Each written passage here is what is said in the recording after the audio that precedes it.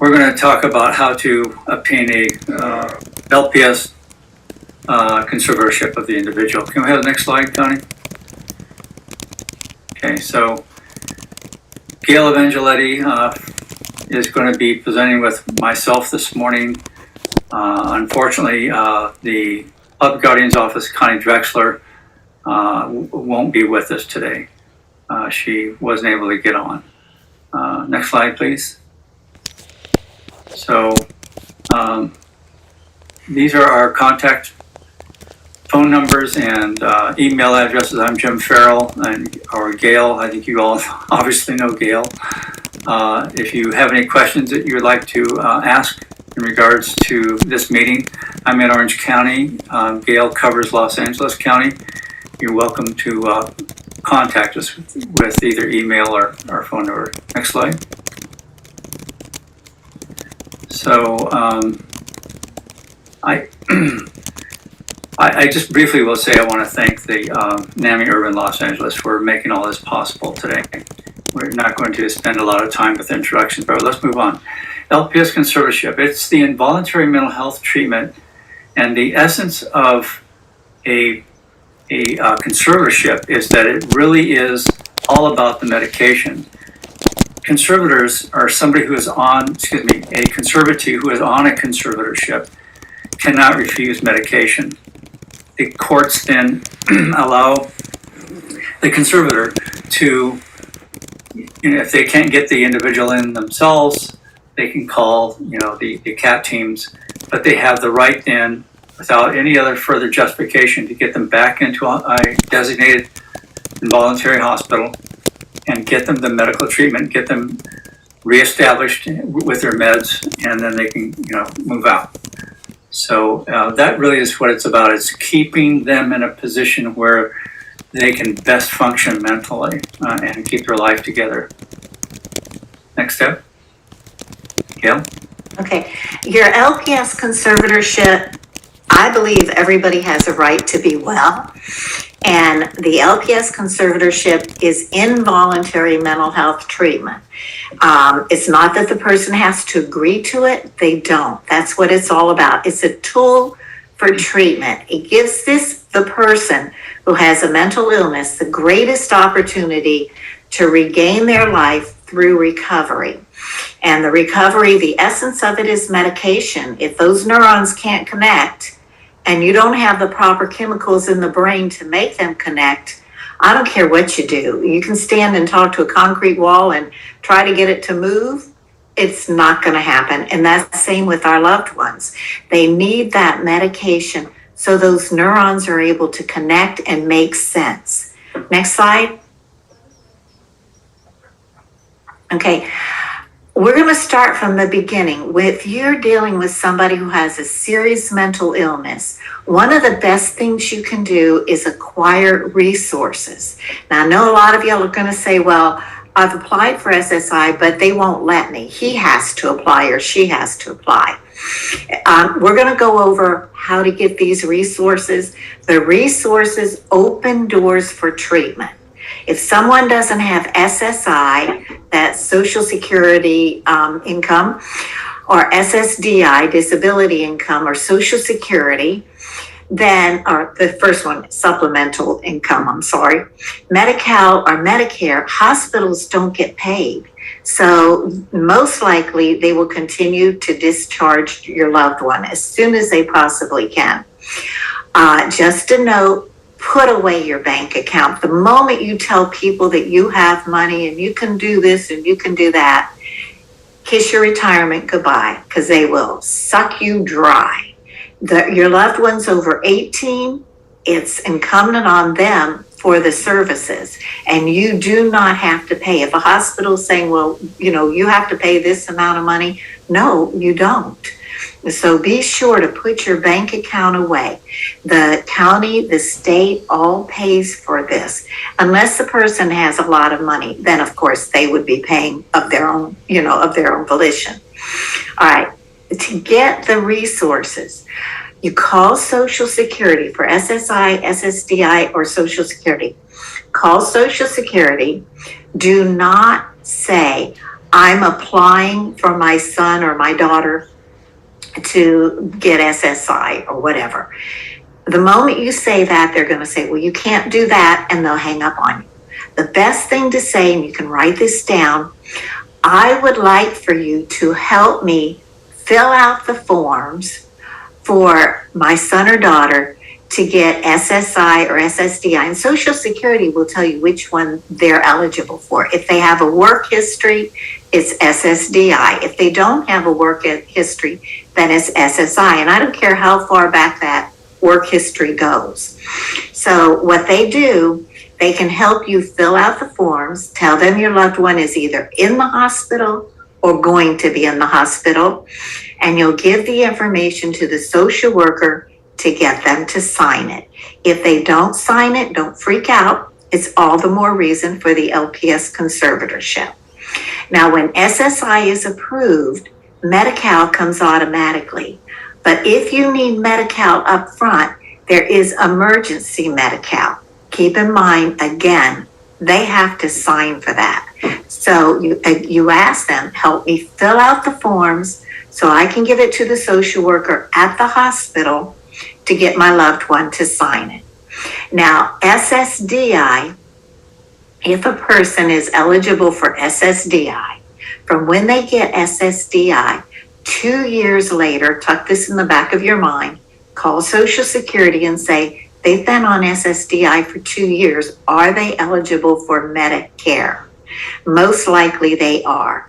Now, I was also told, I haven't verified it yet, if somebody has a record of being sick for 2 years or longer, and they have a work history, they should be eligible for Medicare. I don't know all the rules and regulations for Social Security, but Social Security will guide you through it. Now, some people will tell you can't have Medi-Cal, Medicare, and private insurance. That is not true. You can still receive private insurance, and private insurance can pay the county or the state for the services that they give them. Because if private insurance does not have the resource to provide what your loved one needs, then they have to pay the state or the county for that. So if you run into problems, call me or call Jim. All right, next slide. That's SSI, SSDI. Remember, you apply immediately. I'm saying apply, but you never use that word with Social Security. You just want them to help you fill out the forms, okay, to establish a date for payments. Medi-Cal is usually granted when SSI is granted. I mentioned that. And Medicare is a federal insurance. Medi-Cal is state. And it's usually granted 2 years after receiving Social Security disability.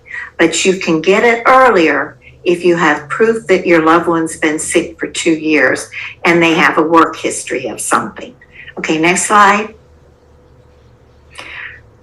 What we'd like for you to do in order to get all these things to go through, because when you contact Social Security, a lot of times they will deny your case right at the very beginning. If you have a powerful written case for treatment and you submit it to Social Security, it helps them to write a more concise case for getting your SSI through. Everyone who has given a written case in the format we're going to show you, I've not had anybody call and say, well, SSI turned it down. It goes through the first time. I've never heard anybody, and I'm sure there has been, but I've not had anybody call and say, well, they turned me down.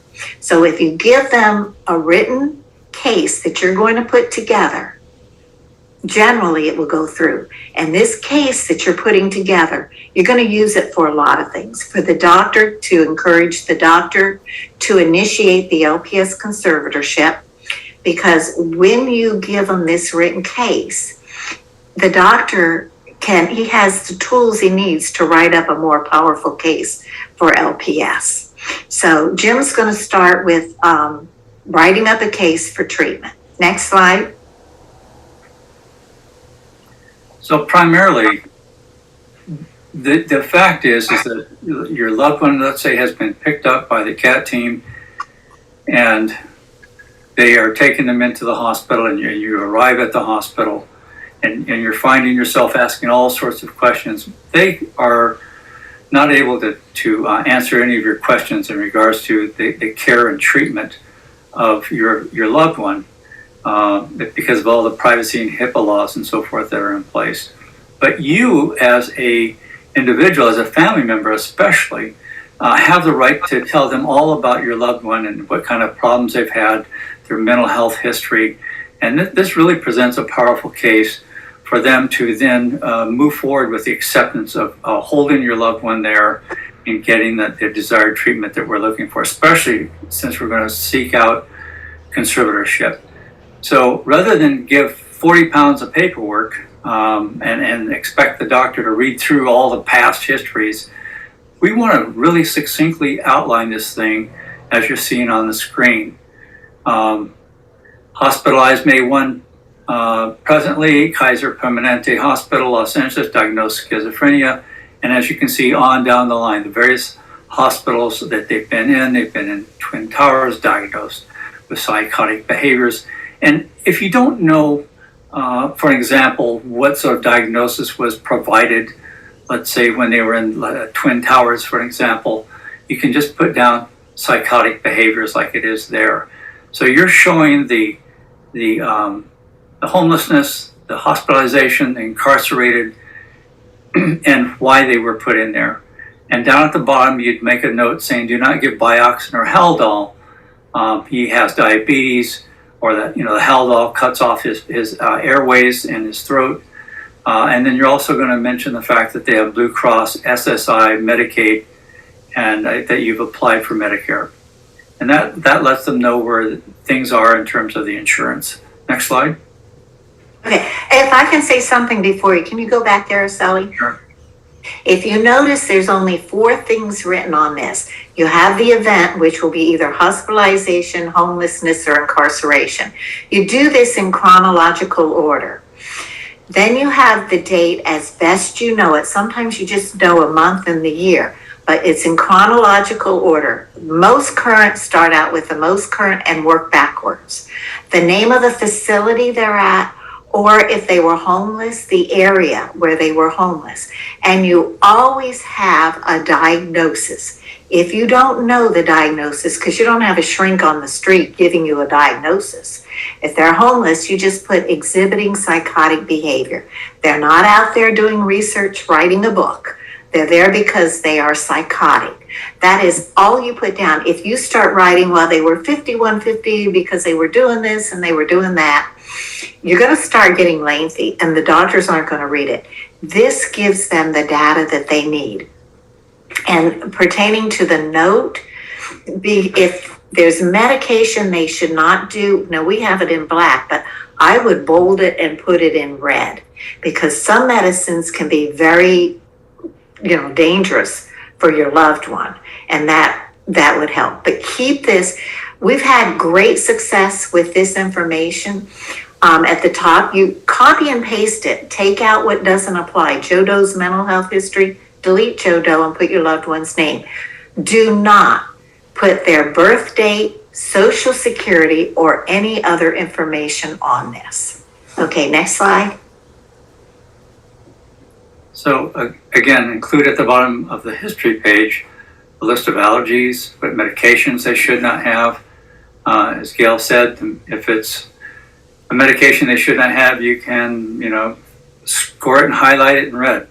Medical problems. Do they have diabetes? Do they have a heart condition? Resources available such as SSI and Medi-Cal. These are all things that you can include at the bottom of the history page.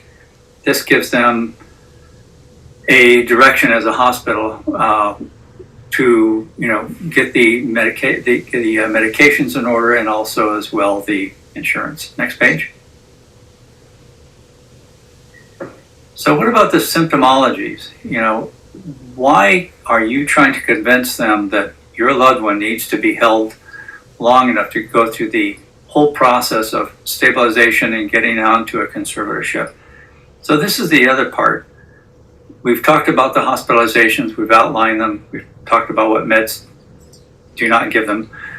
But we want them to know what's going on, because a lot of times when the doctor's sitting there in front of the individual, who may have a really high IQ, by the way, they may have been through this enough times. They know what that doctor wants to hear, right? So the doctor said, gee, I'm not sure why this person's here. And then he's going to look at the symptoms and characteristics. Well, they're seeing ghosts, they see dead people, see somebody with a pointed chin, they're having hallucinations, they laugh or smile for absolutely no reason at all, and they're always laughing. The FBI is telling them what to do, or her, or they think they're Christ, or they're wanting to start this great company. You know, they are going to make so much money doing that, and the reality is they can't even go out and get a job as a door greeter because they're so ill. So this kind of gives some insight into what the behaviors are that you have been observing. Next slide. Again, just more examples. They have poor hygiene. They go for days without showering. They smell really bad. They may think that people are trying to run them off the road, or people are following them home, or looking at them. They think the government's against them. They throw food in the garbage because it's poisoned. I've heard that several times from families. They may go out and walk in front of traffic. And I've actually been in situations where I've been driving home, and here is somebody who in fact is out there walking in the traffic, and I'm pulling off and I'm calling 911, and I'm explaining that this individual needs to get help immediately. Next slide. Again, more examples of the times, and you're going to write your own examples, but these are to give you a good idea of what kinds of things you can write down.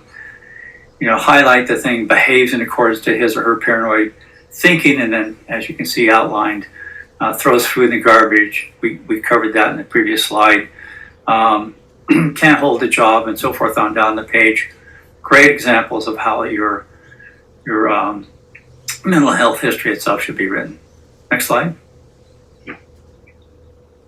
So, okay. On those slides that Jim was telling you about, you're welcome to copy and paste and delete what doesn't apply. Do only phrases, because the doctors have heard it all before. They don't want to sit and listen to you talk about, to you it's like, oh my gosh, this is so new. But to them, they've been listening to this forever, and they hear it in one form or another. So be sure you use phrases. The phrases sound like mental illness. If you put, they keep their room messy, well, you've just included every teenager in America. But if their room is uninhabitable, that's more mental health. Where you have a him, her, take the pronoun out that does not apply to them. Because when the doctors are reading this, if they're looking at him, her, they go, oh, they copied this from someplace, and they discard your information. And if somebody tells you they cannot take your information, the law is they have to. So that's the law. Okay, tips. When you're writing this case up or you're talking to anybody, do not mention substance abuse. When they go to the hospital, this is a loophole that the hospital will use to discharge your loved one. This is a substance abuse problem, so we're discharging them. When they go to the hospital runs a test. They know what they're on. So they'll call you and they'll say, well, he's on so-and-so. The moment you start discussing medication, your comment to that, they will discharge. Your comment to the hospital should be, I am sure, and it's written down there for you, because of their mental illness, they are self-medicating. Everything you relate to mental health and gravely disabled, nothing else counts. Now, 2 exceptions. If they have OD'd and they go to the hospital, absolutely tell them, if you know what they're on, what they've taken. If you're applying for the AOT program, and Linda Boyd will be talking about that shortly, then you tell them, you can tell AOT that they are dual diagnosis. But if you're getting the LPS conservatorship, the involuntary mental health treatment, You don't mention it, but once you've gotten the LPS, they will be working on a dual diagnosis program for them, so you don't have to worry about that. As to violence, don't mention they beat the crap out of somebody, because again, it limits where they're going to go for treatment because they're considered a liability. What you can state in this case is they're highly aggressive towards their mom, their dad, a ghost or something like that. Who knows? But you can say that, but don't say, oh, well, they hit somebody, because nobody wants them. They are a liability. The other thing, this is another loophole. They cannot come home. Now, I'm not telling you to put your loved one out on the street. When they go to the hospital's going to say they do not meet the criteria for the LPS conservatorship, so we're going to discharge them at 3:00. Will you be picking them up? Most of us would say, well, yes. So you go and pick them up. And you go, but they're sick. They need treatment. They don't meet the criteria, because the definition of gravely disabled, and you have to have a serious mental illness and be gravely disabled to be under involuntary mental health treatment. The gravely disabled is they cannot provide for their food, clothing, or shelter.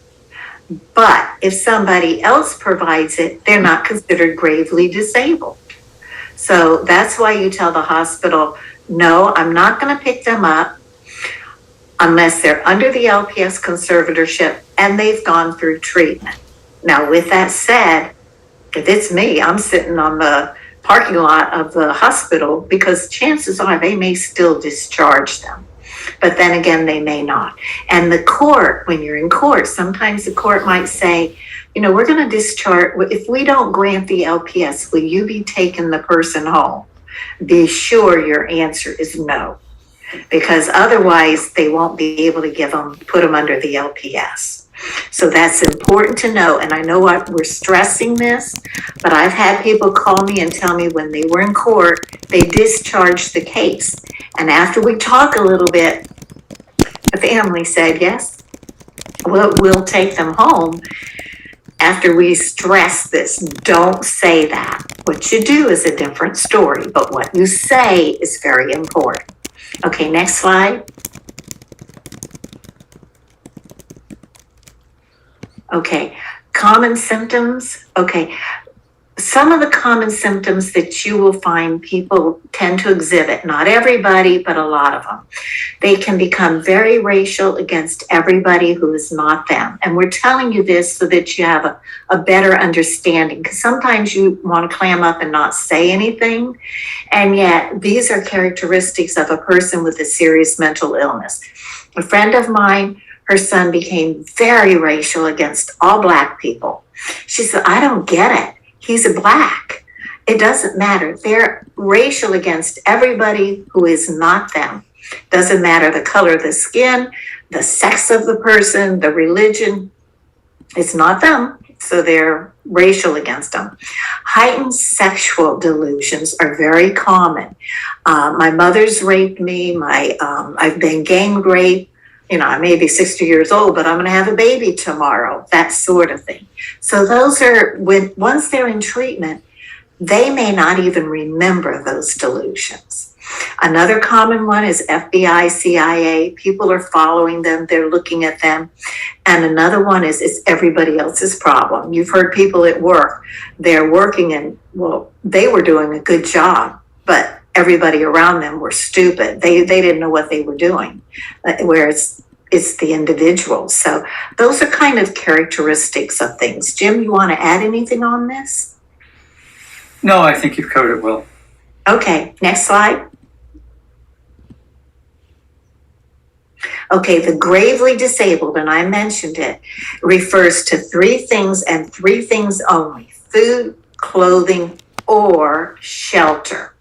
So a person with a serious mental illness cannot, because of their illness, provide for their food, clothing, or shelter. Nothing else matters. But if someone else can provide for their food, clothing, and shelter in a safe manner, then they will not be considered gravely disabled and the LPS conservatorship will not be granted. So you have to be very careful when you're claiming gravely disabled. For instance, if they're going and getting food out of the dumpster, the court might say, well, they can get food. But if the food is bad and it's toxic, it's green, little food poisoning, that's not safe. So that would make them gravely disabled. We try to hit all three, the food, clothing, and shelter, but sometimes, you can only hit one or two, and that's okay too. They still are qualified for LPS. Next slide. Shelter. These are, when you're looking at the paper, if you've got a copy of the LPS Conservatorship information paper, if you don't have one, I think NAMI Urban, LA, and Westside have it on their website. If not, email me and I will send it to you, or Jim. But you can copy this verbatim. Connie Drexler with the Public Guardian's Office and I wrote this together, and basically it's very helpful. Shelter, they have no place to live safely. They cannot handle a shelter or board and care safely. That would take care of the shelter, and they cannot come and live at home.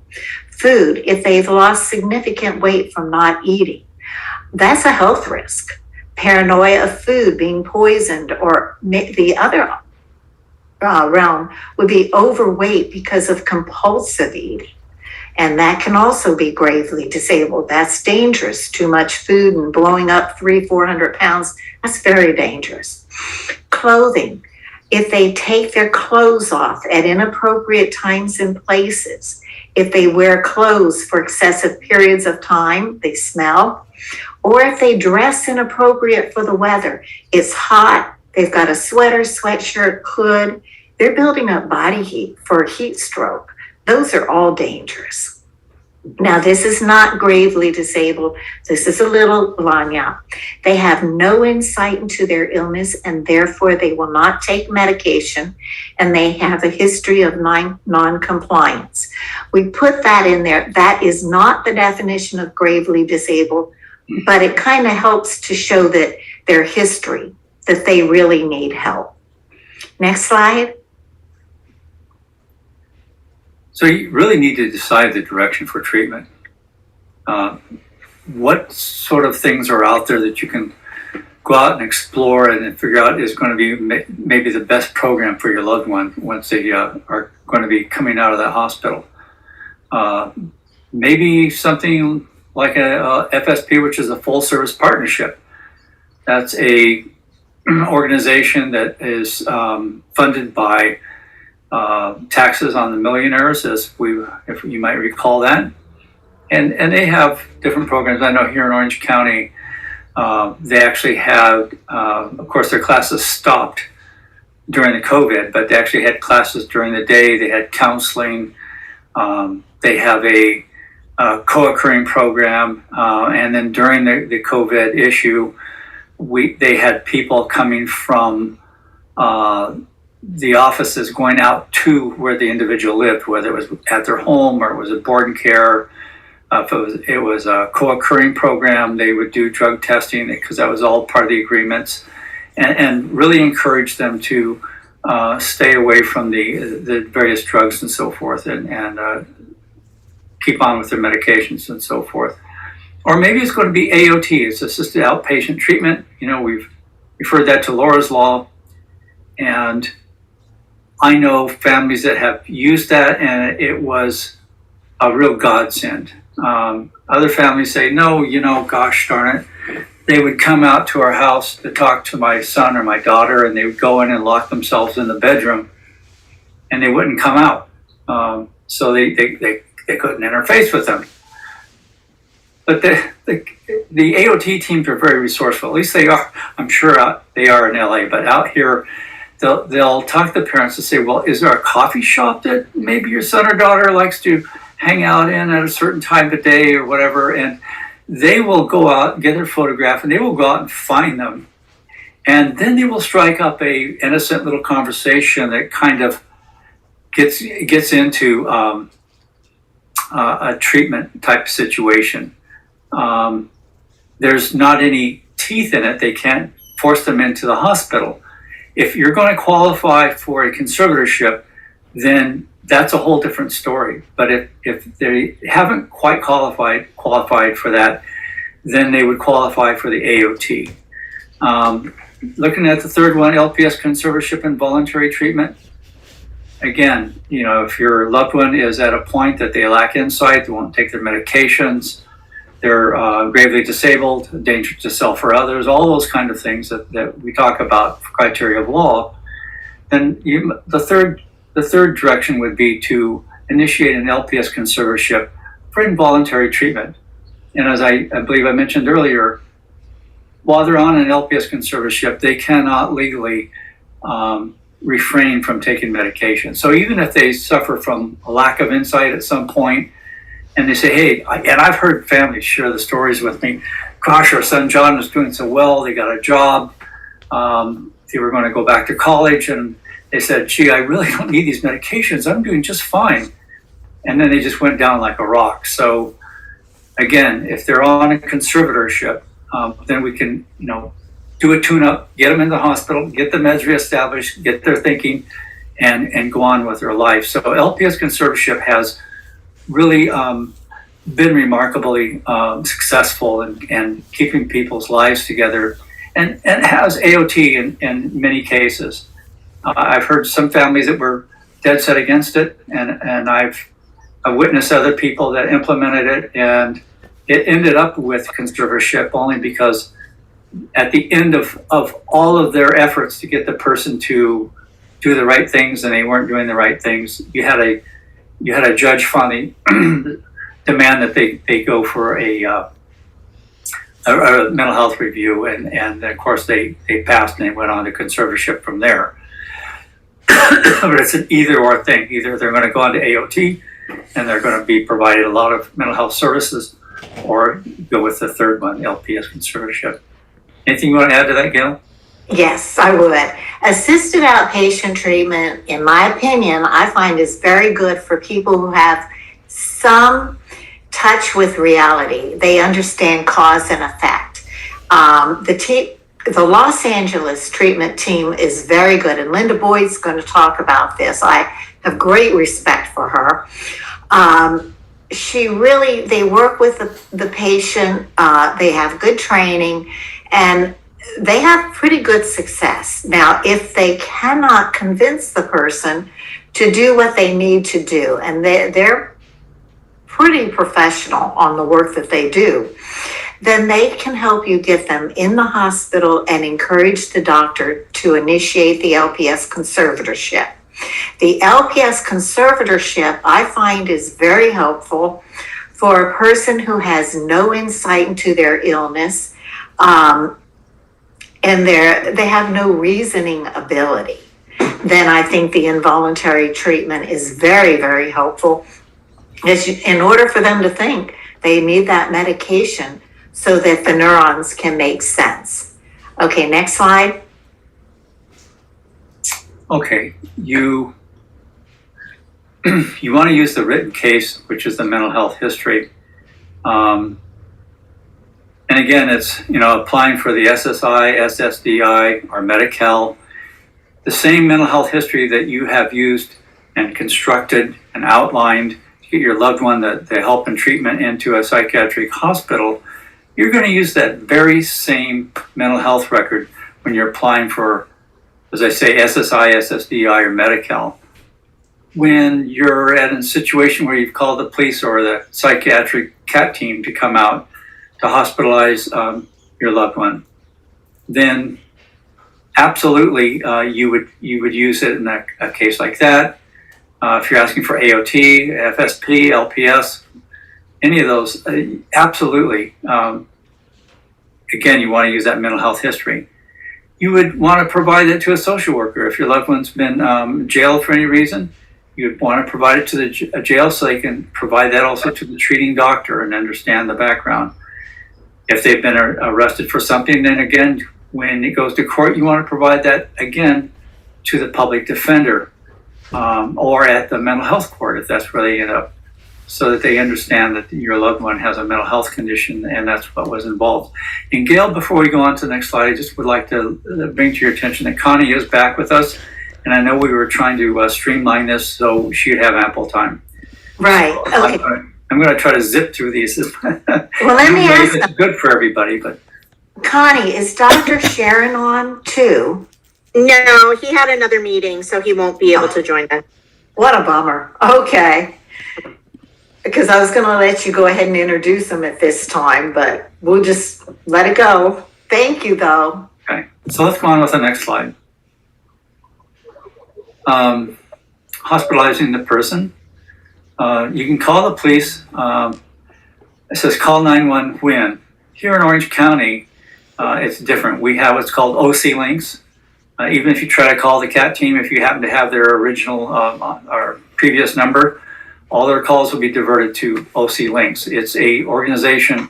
It's part of the Orange County Behavioral Health system, and they will arrange for someone to come out and do a involvement, an assessment. Excuse me, it's been a long day for me. I've been at this since 9. So you want to call them when the person's a harm to themselves or others, if they're a flight risk. And flight risks are really pertinent to certain people. They call them frequent flyers. They just have this innate urge to pack up and just hit the road. Unprepared, no money, just they're not thinking straight in their mind, and they take off. And I've dealt with families where this is a major problem. They are gone for years. So if you have a loved one that has a history of that, and they're starting to become involved in their psychosis, you absolutely would want to call them. So you do not wait for the person to hurt somebody, if they're acting up and so forth. You want to hospitalize them immediately. Don't call the police a week after the incident. Call when it's at hand. Demand that the person be placed on a 5150 and taken to a hospital, not jail. Again, out here in Orange County, there's a tremendous effort, and our I would say our judicial system out here is really focusing on recognizing that individuals with a mental illness need to be hospitalized and not jailed, and it's refreshing. You'd want to call the access team in LA at this number that's on the screen when your person's gravely disabled. Again, gravely disabled means that they cannot provide for their own food, clothing, or shelter, and they're in psychosis. You'd want to request the police to come if the person's a flight risk. 3, write open-ended questions based on the patient's psychosis to demonstrate, I'll learn to read here in a moment, to demonstrate the person's state of mind. We had some attorneys that were watching our presentation one time, and this is Gail's doing. This is Gail's wisdom to put this on this slide. And what she will talk about is, let's say that your loved one, when they're entering into a state of psychosis, is talking about the fact, every day the FBI is watching them. They're trying to commandeer them or something, and they're having problems with them, or they're having a problem with the big dog next door when there isn't a dog next door.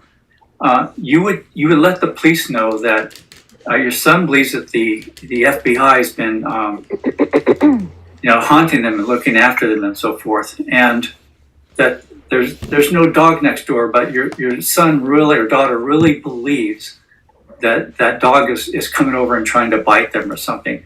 And so to ask them if that's still a problem, and so they would say, well, John, I hear there's a big dog next door. That dog's been trying to come over here and bite you. Do you need us to go over there and get that under control for you? Yes, we need that to happen. So it would really set the stage for them to buy into the question, and all of a sudden they're finding they're right in the middle of their psychosis, talking about things that are not actually taking place. So we can go on to the next slide. Okay. If I can make a comment, Jim, on that one slide, we had a situation, Jim knows who I'm talking about, a family in San Bernardino. And San Bernardino is not very helpful for those with serious mental illness. But the police were called, they came to the house, and they asked the young fella, who was very articulate, are you going to hurt anybody? Well, no. Are you going to hurt yourself? No. The police left. A few hours later, he went into the parents' bedroom with knives, a hatchet, and everything, trying to kill his parents. And in the course of trying to do this, he says, Dad, you have to die. I can't take you to heaven if you don't die. Was he going to hurt anybody? No, he's taking his dad to heaven. That's why these questions are so important. And not a yes and no question, but an open-ended question where you're kind of agreeing with the person. You know, I understand so-and-so's happening. How can we help you?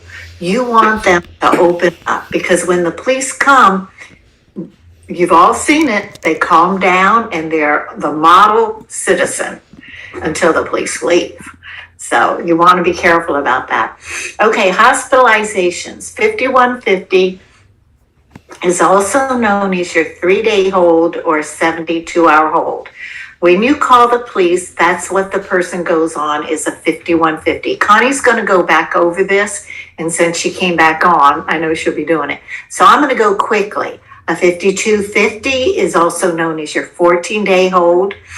A probable cause hearing or certification hearing, they call it, whichever, is usually held within the first 4 days of the 14-day hold. So if you count from when they're first hospitalized till the probable cause hearing, which is a court hearing, that's day 7. It is after that hearing that if the doctor will initiate the LPS conservatorship, that is generally when they do it. Because if the person wins their probable cause hearing or certification, whichever they want to call it, hearing, the hospital has to discharge them. And they've done all that paperwork for nothing. So that's why they usually do it. Connie's going to go over temporary conservatorships, holding them for an extra 30 days, intensive hold. There are certain time limits when that doctor, if they're going to initiate the LPS conservatorship, they should do it. They have to allow the public guardian time to do their research and their investigation. Next slide. Okay, how to acquire the LPS conservatorship. You do not initiate the LPS conservatorship. You don't go to court and say, I want a conservatorship. It doesn't happen that way.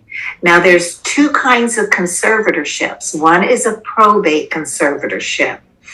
Many attorneys will talk about a probate conservatorship. They are not that well versed on LPS conservatorships, and many times they don't know the difference. And so they'll take your money. I'm going to go for a conservatorship. It's probate. If they go to probate court and it's a person who has a serious mental illness, the judge will throw it out. You've just thrown your money out the door. You have to be, for LPS, has to be a serious mental illness, and we'll go over what those are. But if you go to probate court, you can't mandate serious mental illness medications for them. So you have to be careful. Be sure it's LPS, which is for bipolar, schizophrenia, chronic depression, chronic alcoholism, and OCD. And that's about it.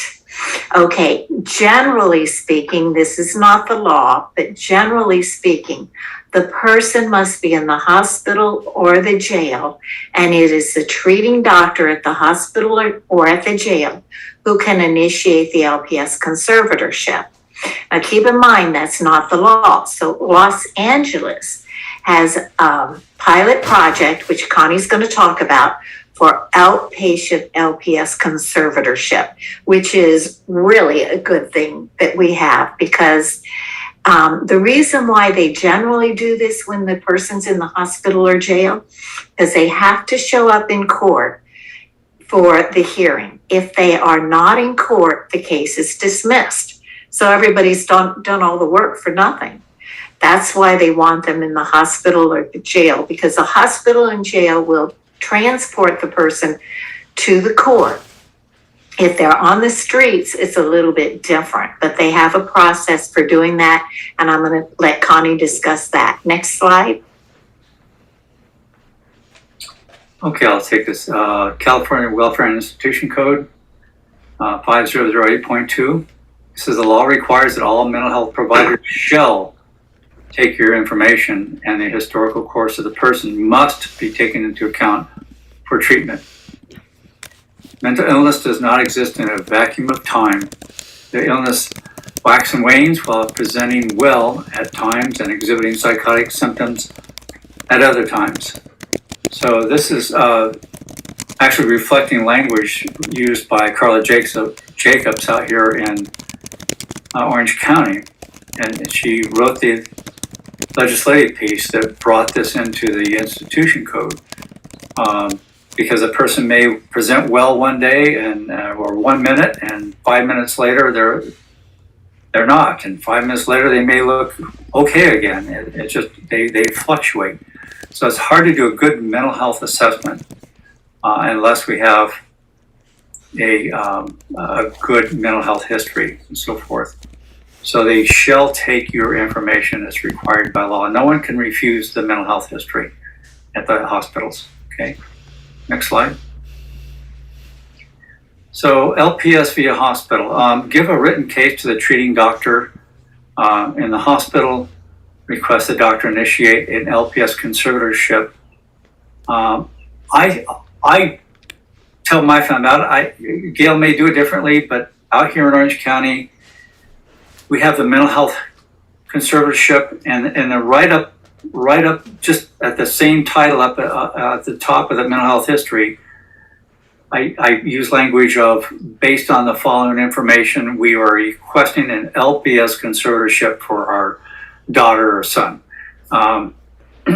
So that they follow, they realize, the clock's ticking, and Connie's going to talk about that within a certain time frame, you need to initiate that conservatorship or you're going to run out of time. And again, she will cover that. But so it's very, very important. Give the written case to the treating doctor and ask for an LPS conservatorship immediately. And if they meet criteria, that will get it moving forward. Next slide. And I just have a quick question. When they give this information to the treating doctor in Orange County, does the treating doctor tend to initiate the LPS conservatorship, with the exception of Mission Hospital? Well, Gail, how dare you bring a name up? Boy, you're getting brave. I've never received any statistics on they did file or they did not file at any specific hospital. But yeah, there are hospitals in Orange County here that don't have a very respectable track record when it comes to them initiating the conservatorships. In fact, I've had families come back and say that the doctor told them that, we don't do conservatorships in this hospital. I went to an attorney on this, and the attorney said the hospital doesn't get to pick and choose what part of the Welfare Institution Code they want to abide by and what part they want to turn their back on and ignore. If the individual's in an involuntary hospital and they meet criteria for a conservatorship, they absolutely must initiate the conservatorship. And when they don't, where's the policeman to enforce this? Unfortunately, there aren't any. No. So it's very frustrating. Okay. Just curious. Okay. Via the jail, LPS via the jail. Now, things have changed in some of the process, not necessarily the law, but the process from it. Generally, what we were doing when a person was in jail, incarcerated, the family would give the history, symptoms, and gravely disabled to the treating doctor at the jail through the social worker. And the doctors would initiate the LPS conservatorships, and we were having that happen, and we were getting pretty good results with individuals getting on the road to recovery. But I think they've changed a little bit of the process, and Connie will go over that also. But still do it.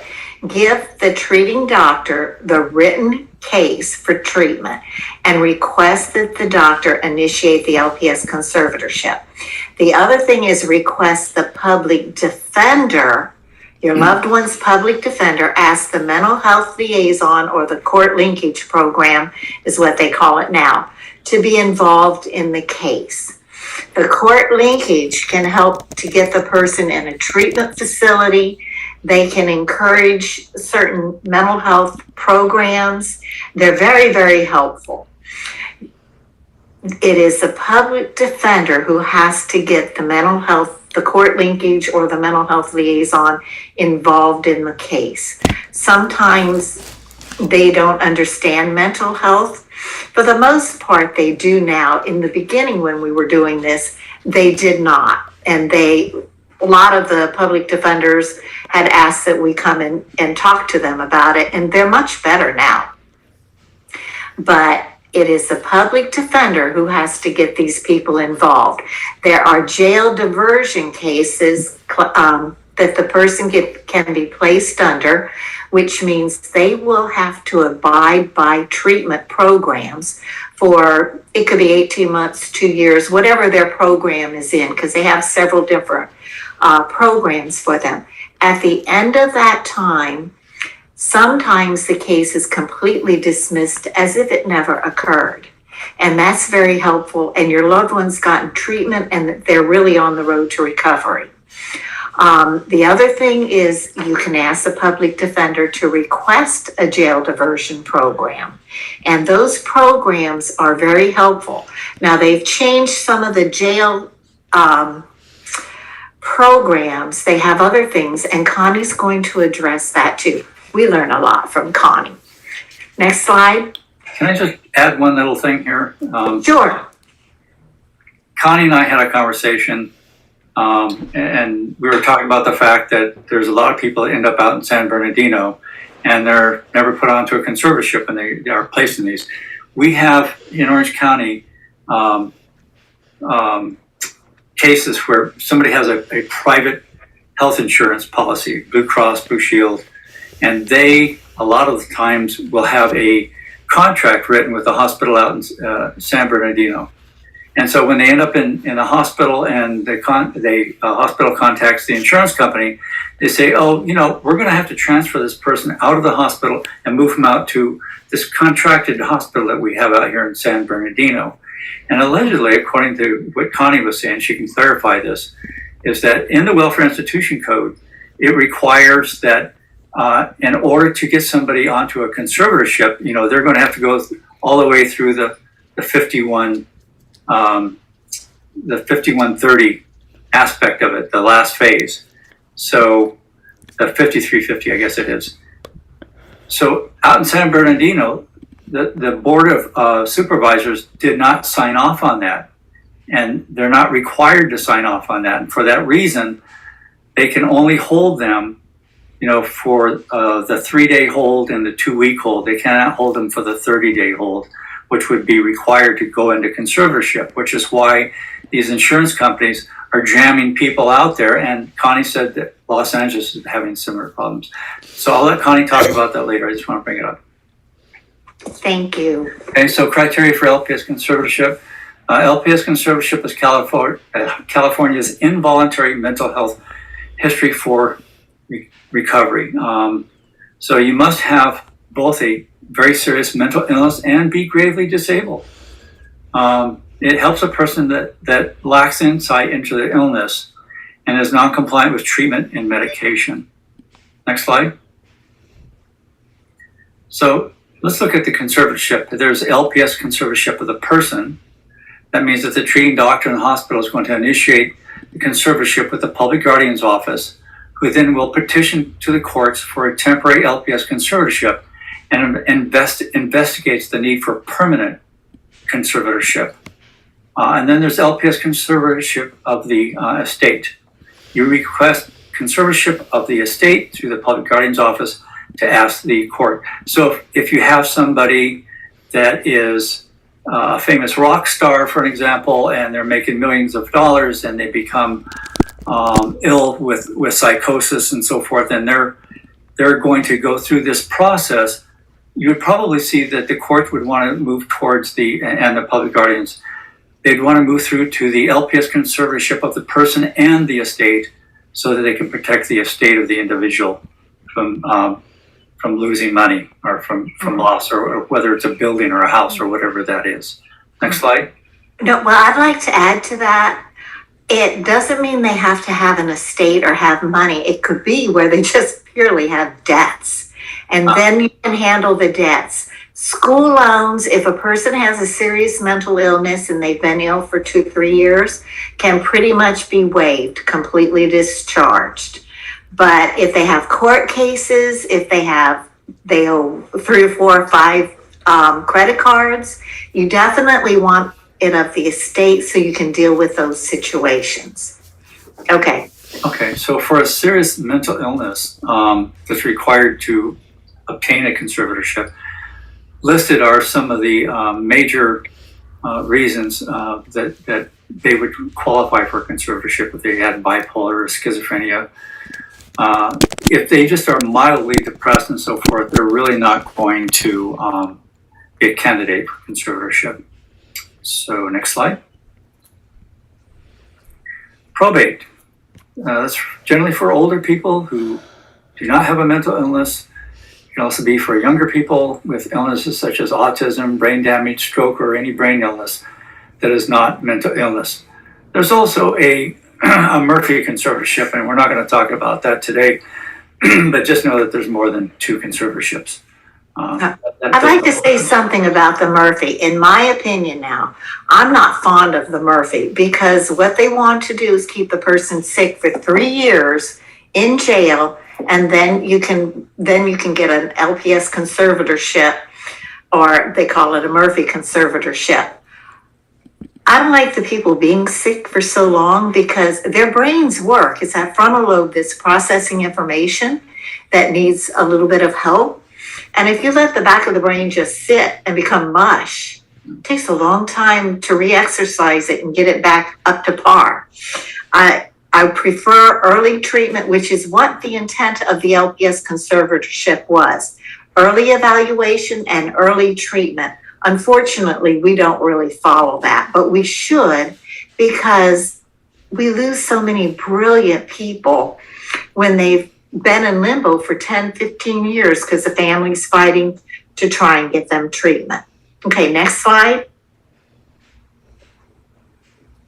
So let's talk about what happens when a person's put onto a conservatorship. They lose certain constitutional rights. When we see people out here yelling about face masks and they're yelling constitutional rights, well, you can't yell fire. You can't in a movie theater. Why?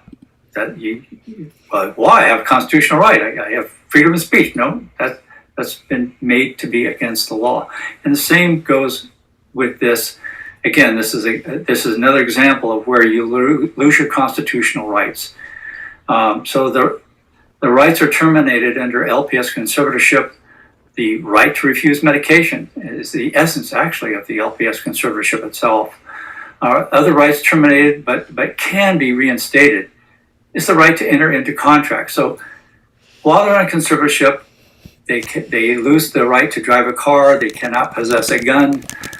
They cannot sign contracts. If they do sign it, it's null and void because they're on a conservatorship.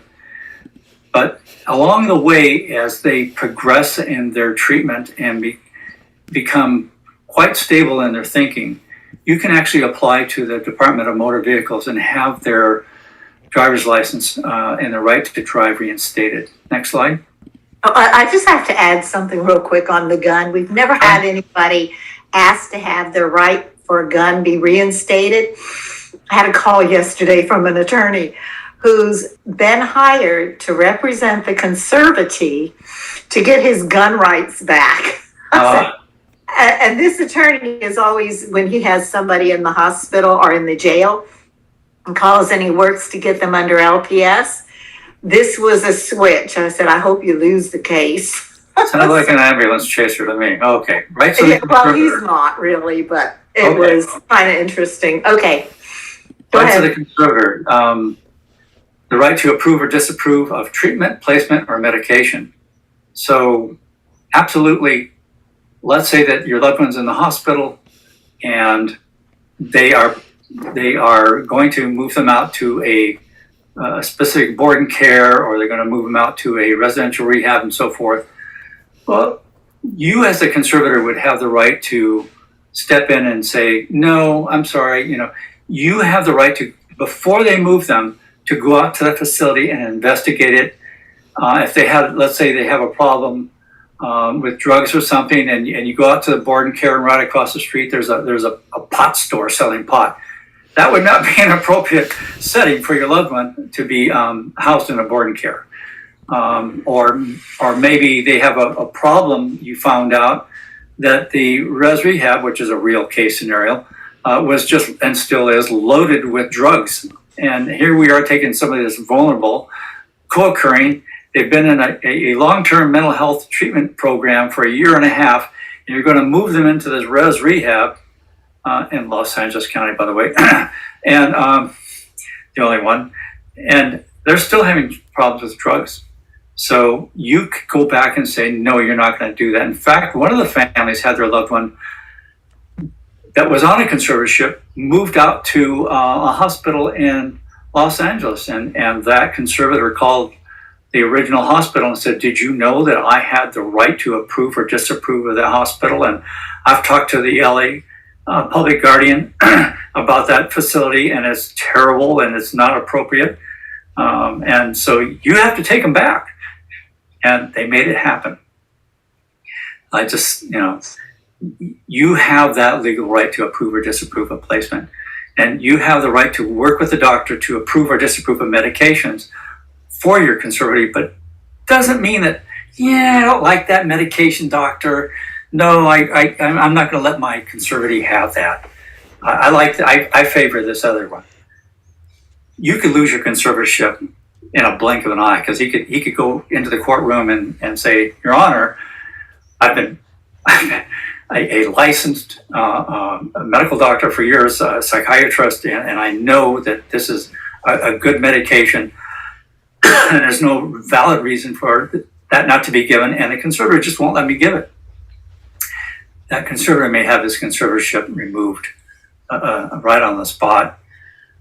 So you always want to be in a position where you're knowledgeable about maybe the medication, and you would say to the doctor, doctor, my son has been on that medication before, and they're allergic to it. It caused swelling of airways, or perhaps that one over there, they don't do well. I've heard wonderful things about this alternate one that's in the same family or class of medications. What do you think about that? And you work with the doctor. If you don't approve of the medication, you always want to work with the doctor so that you're not going to lose your conservatorship. So, very important. It's also really important along the way here, you're going to see we're going to cover keeping a journal of your loved one and how they're doing overall, and how they're doing on medications. And that's where it's really imperative for you to keep a journal on medications to see if it's not working. You say, gosh, my loved one was on this medication for over 1 year. They've been hospitalized 5 times. There's no drug abuse involved. It just doesn't work. And the doctor said, oh my gosh, well, it came to the right guy. Let's get that changed right away, type of thing. So it's really important to keep a journal as well and work with your doctor on medications. Next slide. Okay, who should be the conservator? The public guardian. There's pros and cons for either the public guardian or a responsible person being the conservator. The pros are the public guardian's able to place a person in a state facility, which is approved state facility. The hospitals, once that conservatorship is granted, they want to get them out of the hospital right away.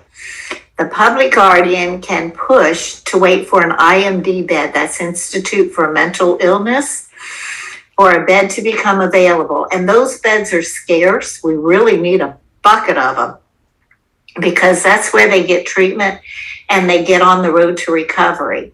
But the public guardian has a lot more clout to keep them in the hospital until a bed does become available, which can take anywhere from 4 to maybe 8 months to get a bed.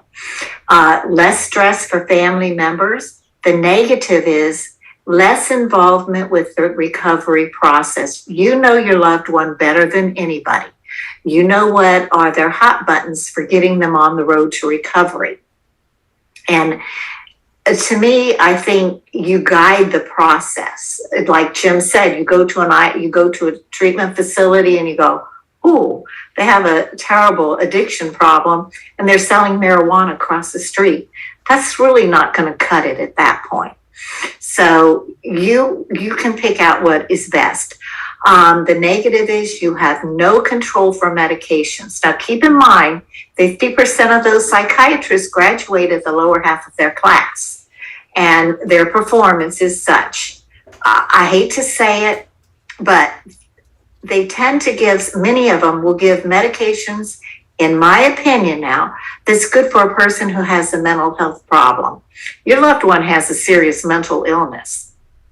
And there's a list of medications that when people call me and they're telling me what their loved one's doing, I'm not a psychiatrist or a doctor, but I can tell you right away, common sense tells you that medicine's not going to work. If I have a headache and you have a migraine, and I give you my medication that I took for my headache and say, here, this is going to help you, it will not phase your migraine. It's the same with medication for those with a serious mental illness. You need to up the ante and you need to have a better medication. If a doctor's doing a smorgasbord of medications, 8 psychotropic medications, which one's working? You have no idea. They all come with side effects. So you want to have some control for the medications. At work, Jim said the magic words, work with the doctor on the medications. That's really important. The moment you start telling the doctor what to do, he shuts you out. Okay, so work to establish, if the public guardian is a conservator, work to establish a good working relationship with the public guardian. Sometimes I have people call me and they're nasty about the public guardian, and I listen to them and I think, I don't think I'd want to work with you either. I mean, I don't like to be opinionated, but the public guardian's working with about 50 patients, not one. If you're the conservator, you're working with one person, and it's a lot of work. So be considerate and helpful with that public guardian and respectful too. Next slide. Okay, should I be the conservator? I like it because you have direct contact with the doctor. But if you call that doctor and you're talking a half an hour to an hour, he's not going to answer that phone again. If you bullet point your questions, talk directly to it, fine. That doctor will talk with you again. You can reject inappropriate treatment facilities, medications, and treatment places. If you have a doctor that's not a very good doctor, you can request and get a different doctor for your loved one. If you're not careful, those doctors will take you to court and have you removed as a conservator, and you really don't want that to happen. The negative is the conservative tends to manipulate you. If you are easily manipulated by your loved one, I suggest using the public guardian. You have to set limits. No, you cannot do this. For instance, they're in an IMD and all they're doing is complaining, I don't like it here, I don't want to be here. That's their treatment place. If you set the limits and say, look, when I come to see you, I don't want to hear that conversation. I want to hear what you're doing and how you're recovering. And if that's not what you're going to be talking about, then I'm going to get up and leave and do it. Don't, I'm going to count to 1, 2, 3. Just get up and leave. I'll see you next time. Even if you just got there, it won't happen again. The negative, is the hospital will try and push you around to try to discharge the patient. They'll try to get you to pay for places and tell them, no, you don't have the money.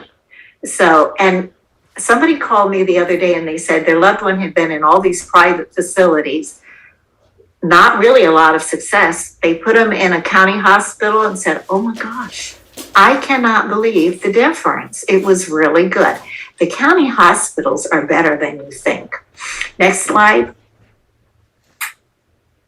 The normal process, Connie's going to go over this. You do a 5150. They're there for 3 days, which is the 72-hour hold. Then they go on a 14-day hold. Some counties have a 30-day hold. San Bernardino is one that really doesn't, like Connie says. So you kind of have to think about that. And Jim's more aware of that also. I'm going to let Connie talk about all this because we're running short on our time now. We're kind of getting to the end. And she does cover this very well. Next slide. All right. I'm sorry. Go ahead, Jim. Okay. Court hearings. The patient is assigned to a public defender.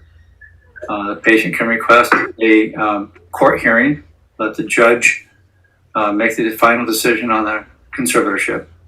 Or the patient can request a jury trial. So they, the first time for some families, it ends up with the patient being in the courtroom and the judge asking the individual, well, are you contesting the conservatorship? No.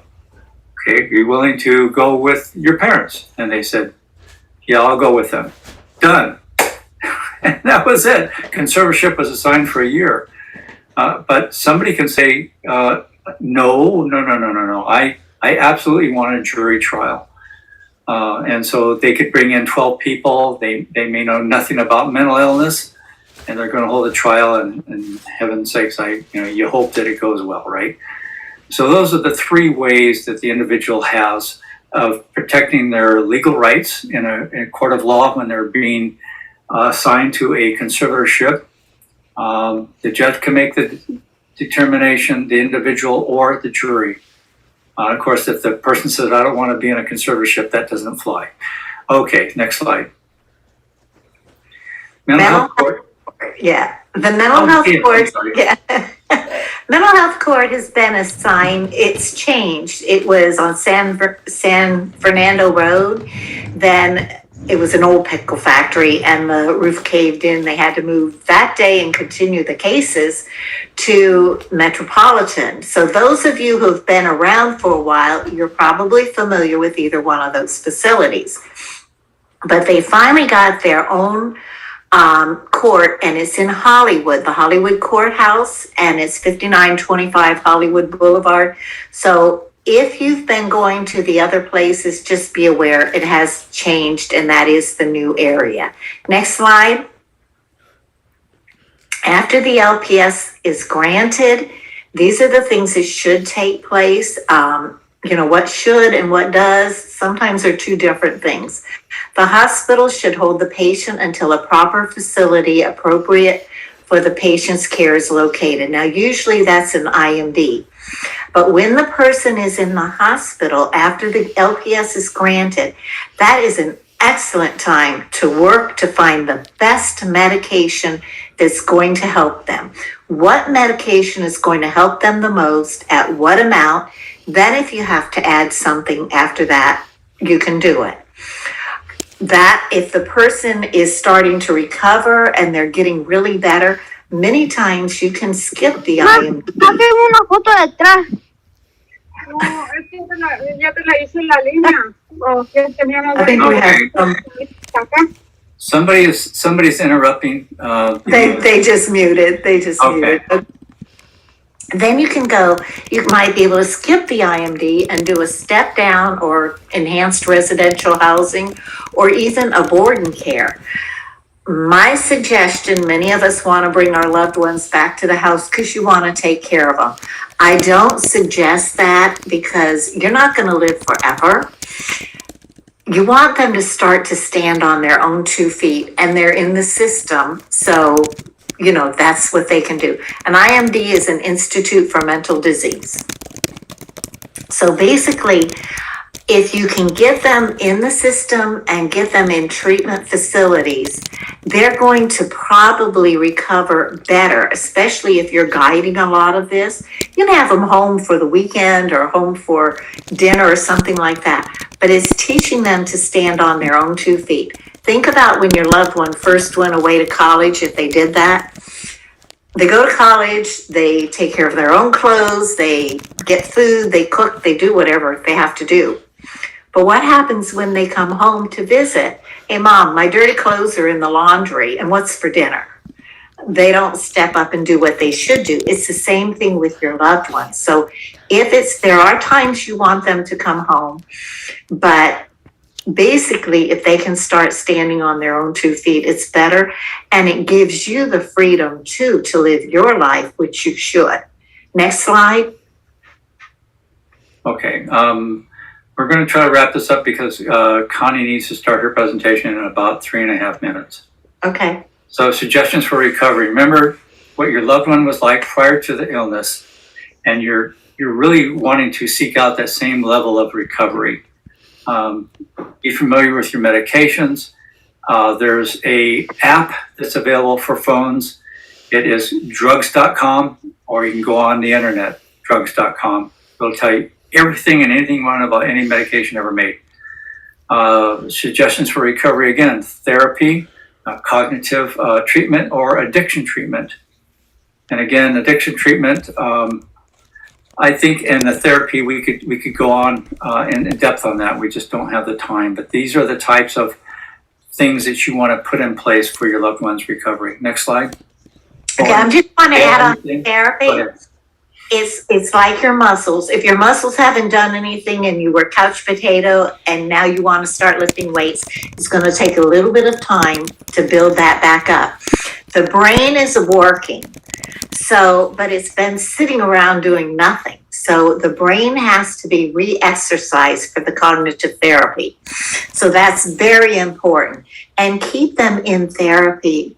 Not necessarily cognitive therapy, but therapy where they have someone to talk to. If they get off the LPS and you think that's the end of it, they're doing great, be sure they're in therapy, because otherwise they'll just revert back. You don't want that to happen. Okay. NAMI, go ahead. Got 30 seconds left, or 60 seconds left here, Gail. So take the free family to family class. It's 8 weeks now. Great program. NAMI Urban LA offers a free class for families with someone under the LPS Conservatorship, which is the class tomorrow. And if you've got somebody under the LPS Conservatorship, I strongly suggest you register for that. Join NAMI. It's one of the best programs you'll ever do, and get involved. Next slide. Is that quick? Go ahead, Jim. As I mentioned before, you want to keep a journal. You also, as Gail says, you need to keep a sense of humor, because you can really go down like a rock. Here in Orange County, we just did a presentation under the CORE program. It was telling parents how to stay strong and, keeping your head up. You have to stay strong as a family member for your loved one, because if you go down like a rock, you're not going to be of any value to them. So those are two very important points. Keep a journal and keep a good sense of humor. Life has its twists and turns, and just go with it. Last of all, I am my brother's keeper. Please help us to continue these classes and donate, but only if you're in a position to do so. If you're on Social Security and money's tight, you really can't donate to this type of a program that NAMI Urban LA is providing to you, we don't want you to do that. We don't want you to donate in a case like that. But if you can at all, please help us continue to continue these classes. The screen right there is NAMI Urban LA. If you don't get that all written down in time, just Google NAMI Urban Los Angeles on your screen, and then dedicate that check that you mail in or credit card. State it's for the LPS Conservatorship program, and that will help pay for the employees' time and so forth that are involved in this program, which normally would be their day off. So all that's very helpful. Next slide. Questions? Well, I have a let's pull question. that. Because it's really time for Connie to present. Well, that's what I was gonna ask, is Connie, did we do good? Recording stopped. I'm gonna look for Connie's presentation in the meantime, okay? Okay. Okay. Connie, did we do good on our time this time? I think so. Hey, let me touch base. When is Linda supposed to come on? So how much time do I have? Linda comes on about 4 o'clock, and you requested an extra half an hour, so we tried to give it to you. Okay, sounds good. Okay. We'll wait for And Araceli to get the presentation. okay, well, I just want to introduce Connie Draxler is the public guardian, and she's been promoted to a new title. Senior deputy, is this correct? Re-entry initiatives. And I'd like to promote her because Dr. Sharon is retiring as of July 1st. I'd like to promote Connie to his position, but she's already declined. She would do great. Here, here.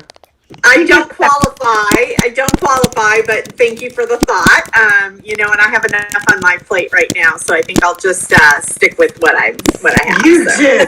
You really do. And Connie has always given us our time for this program, which we really do appreciate it. She's just awesome. She's a can-do type person. I love it. All right, I'll be quiet. All right, well, thanks so much, Gail and Jim, for inviting me again. I did want to apologize for the fact that Dr. Sharon was unable to get on this afternoon. He had intended to spend the first few minutes of the program to kind of share his thoughts and say goodbye. He has announced his retirement effective July 1st, and it is, really a struggle for all of us in the department and for the county.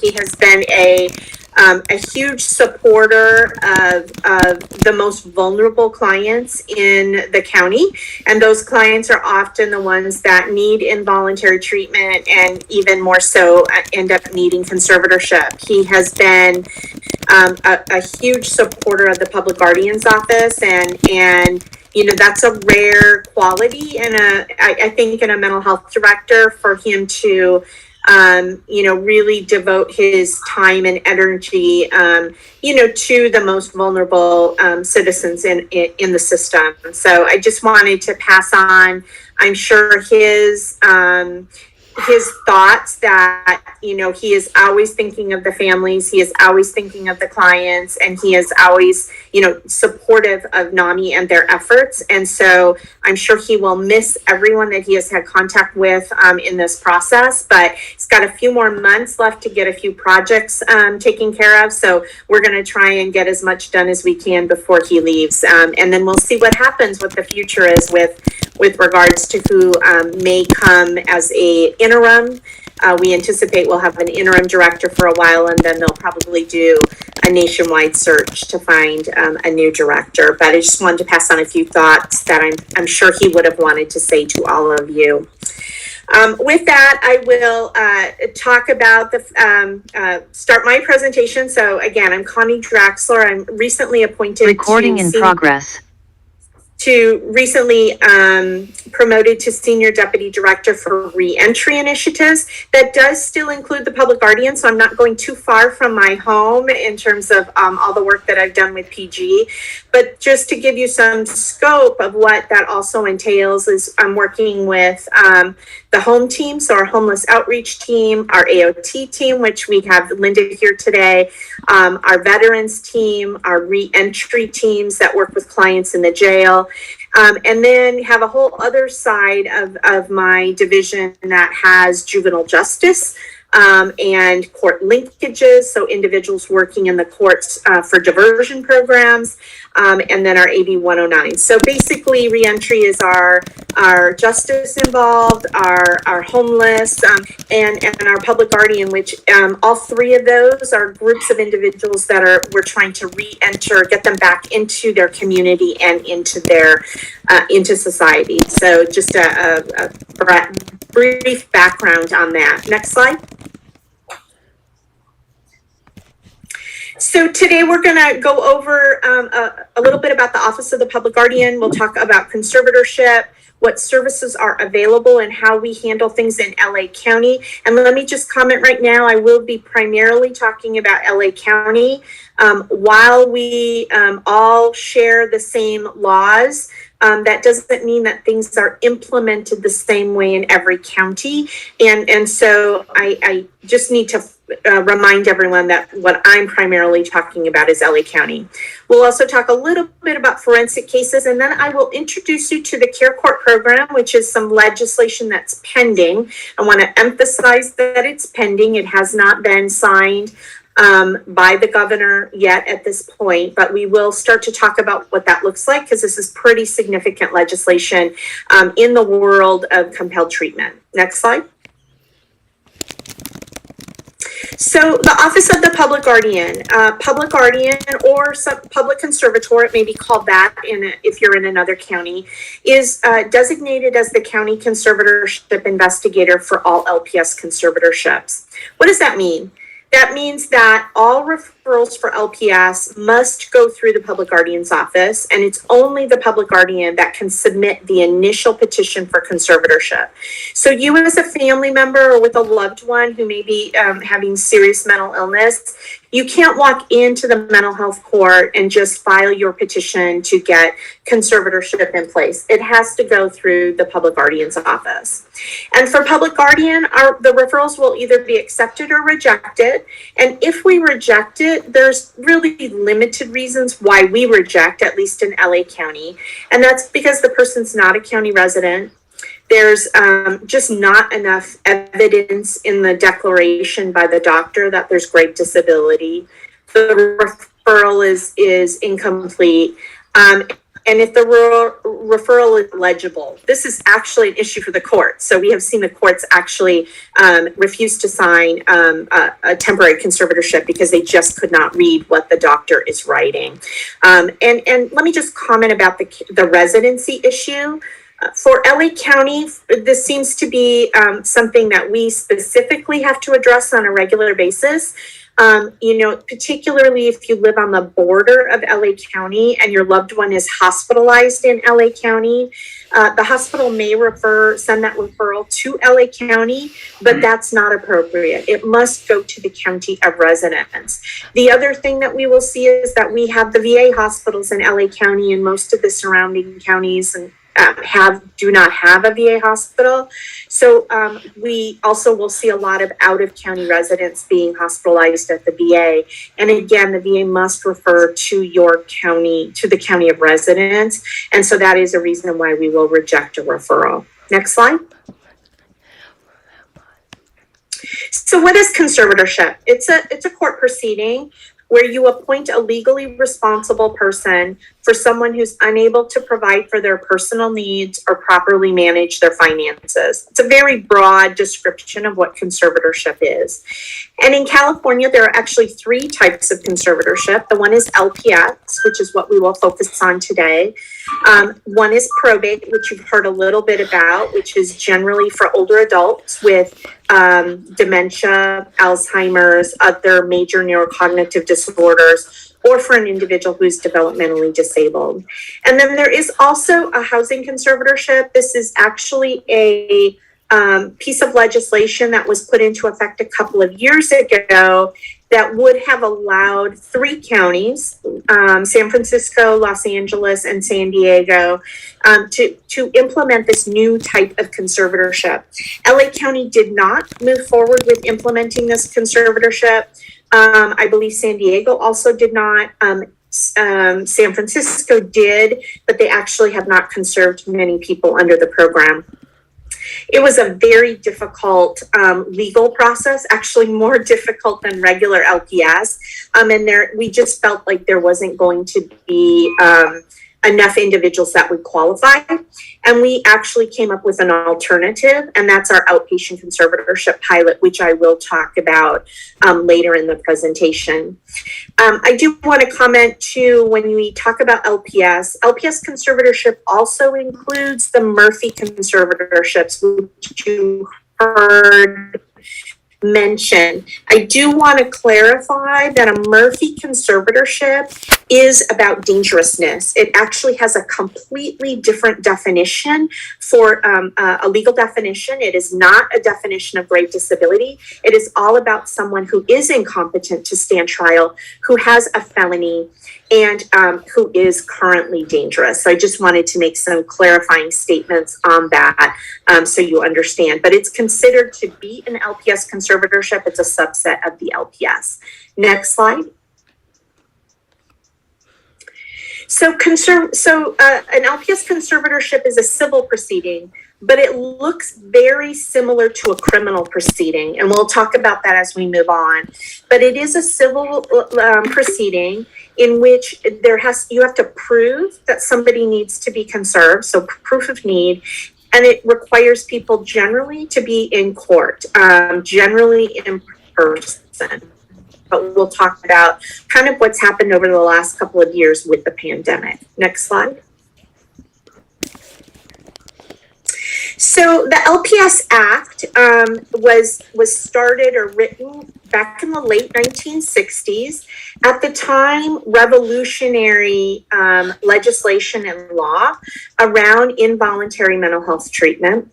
The LPS Act really came about at a time when there was a lot of concern about individual civil rights and a lot of concern about how people were being institutionalized at the time in state mental hospitals.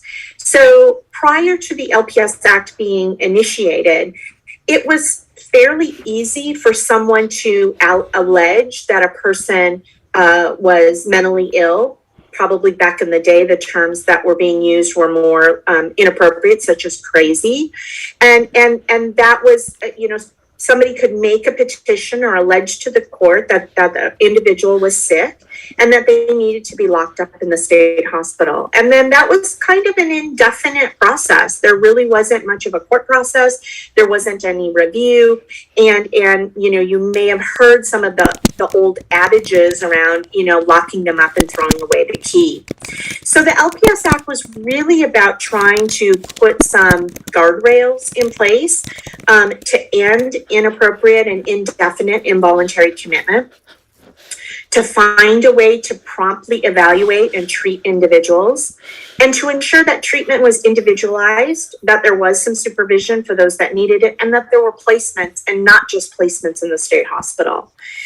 More importantly, I think an important piece of what has happened, and this is a debatable issue for everyone about whether it's gone too far, but it really was about safeguarding individual rights so that there had to be a judicial process. There is now due process afforded to the individual who's going to be conserved, or who is going to be detained. So this is a heavily legal process. I will not say it's, I won't mince words on that. There's a lot of hoops that you have to jump through. And I think it was set up that way intentionally to be very dramatic from what had been happening at the time.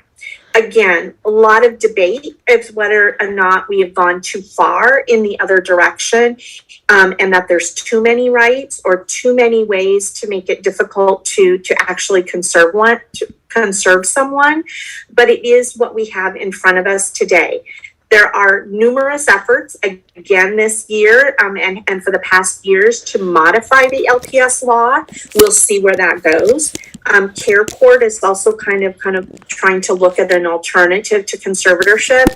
So, we may see some additional changes come about in the LPS law, but what I present today is as the law as it stands. The other important things about the Act is that it was to provide services in the least restrictive setting, and it provided procedures for involuntary treatment. So when we talk about 5150 and 5250, those all came about when the LPS Act was created. Next slide. What are the effects of conservatorship? It shifts the responsibility for making personal decisions about one's care and one's finances from the client themselves to the legally appointed person or the conservator. It does, in fact, impose significant limitations on the client regarding their civil rights, such as where they get to live, what kind of treatment that they are going to accept or refuse, and they may lose the right to refuse treatment. They can't execute contracts. They cannot manage their personal needs, their personal finances, and in some cases, they cannot make their own physical health decisions. So there are significant limitations on what you and I take for granted on a daily basis around making decisions about that's okay for me, that's not okay for me, that I will do, that I won't do, and imposes those restrictions by placing someone else in their shoes. So the conservator stands in the shoes of the client or the conservator and makes decisions on behalf of them. So in spite of these major restrictions, conservatorship may provide the best guarantee for protection and may be the best thing for in the client's best interest to help them on the road to recovery. Next slide. Okay, so we're going to talk about LPS conservatorships in depth. So next slide. So there are two ways in which a conservatorship may be started. I will tell you that if you are from another county, inpatient conservatorship process is the only thing that is likely happening in your county.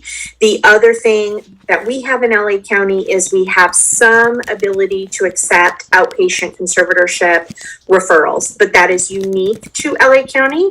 There are other counties that are thinking about this. We have been reaching out, a lot of counties have been reaching out to us to learn about our outpatient processes. And so you might see some outpatient conservatorship processes starting in some of your counties and hopefully in the near future. But as I talk about the inpatient, this is probably most likely what you have available to you if you are in a county other than LA. So and I'm going to repeat a little bit of stuff that Gail and a lot of what Gail and Jim have already said, but that's okay. This is a complicated process, and I think hearing it multiple times kind of helps to kind of build that knowledge base for everyone. So the process starts with what we all typically understand is a 5150. This is where a law enforcement officer or a specific individual who is designated by the county to be able to do 5150s, to go out and evaluate someone to see if they are a danger to themselves, a danger to others, or gravely disabled. If they find that a person meets the criteria for a 5150, they will detain the person, and they will they have the authority to take them to a designated hospital that is an acute psychiatric hospital that's designated to hold people on an involuntary hold. And then the hospital will make a decision whether or not to actually admit the person. So there is 2 steps to the 5150, and I'm not sure everyone always appreciates the 2 steps. The first one is actually the detention and transport, and the second piece is that hospital has to admit the person on the 5150. So you can be held up to 72 hours. If you are not discharged within 72 hours, the hospital can put the person on a 5250. This is an additional 14-day hold. Recognize that these are like the maximum amounts. These are not automatic. So you can be placed on a 5250 and you may be released before the 14 days are up. There's also in the code section, if at the end of the 14 days, that you can be placed on a additional 30-day intensive hold, which is a 5270. So Jim kind of highlighted the fact that at least in Southern California. San Bernardino is one of the counties that does not utilize the 30-day hold. So for San Bernardino, they must start the conservatorship process before the 14-day hold expires. In LA County, the hospital can start the conservatorship process into the 30-day hold. They don't have to start it before the 14-day hold.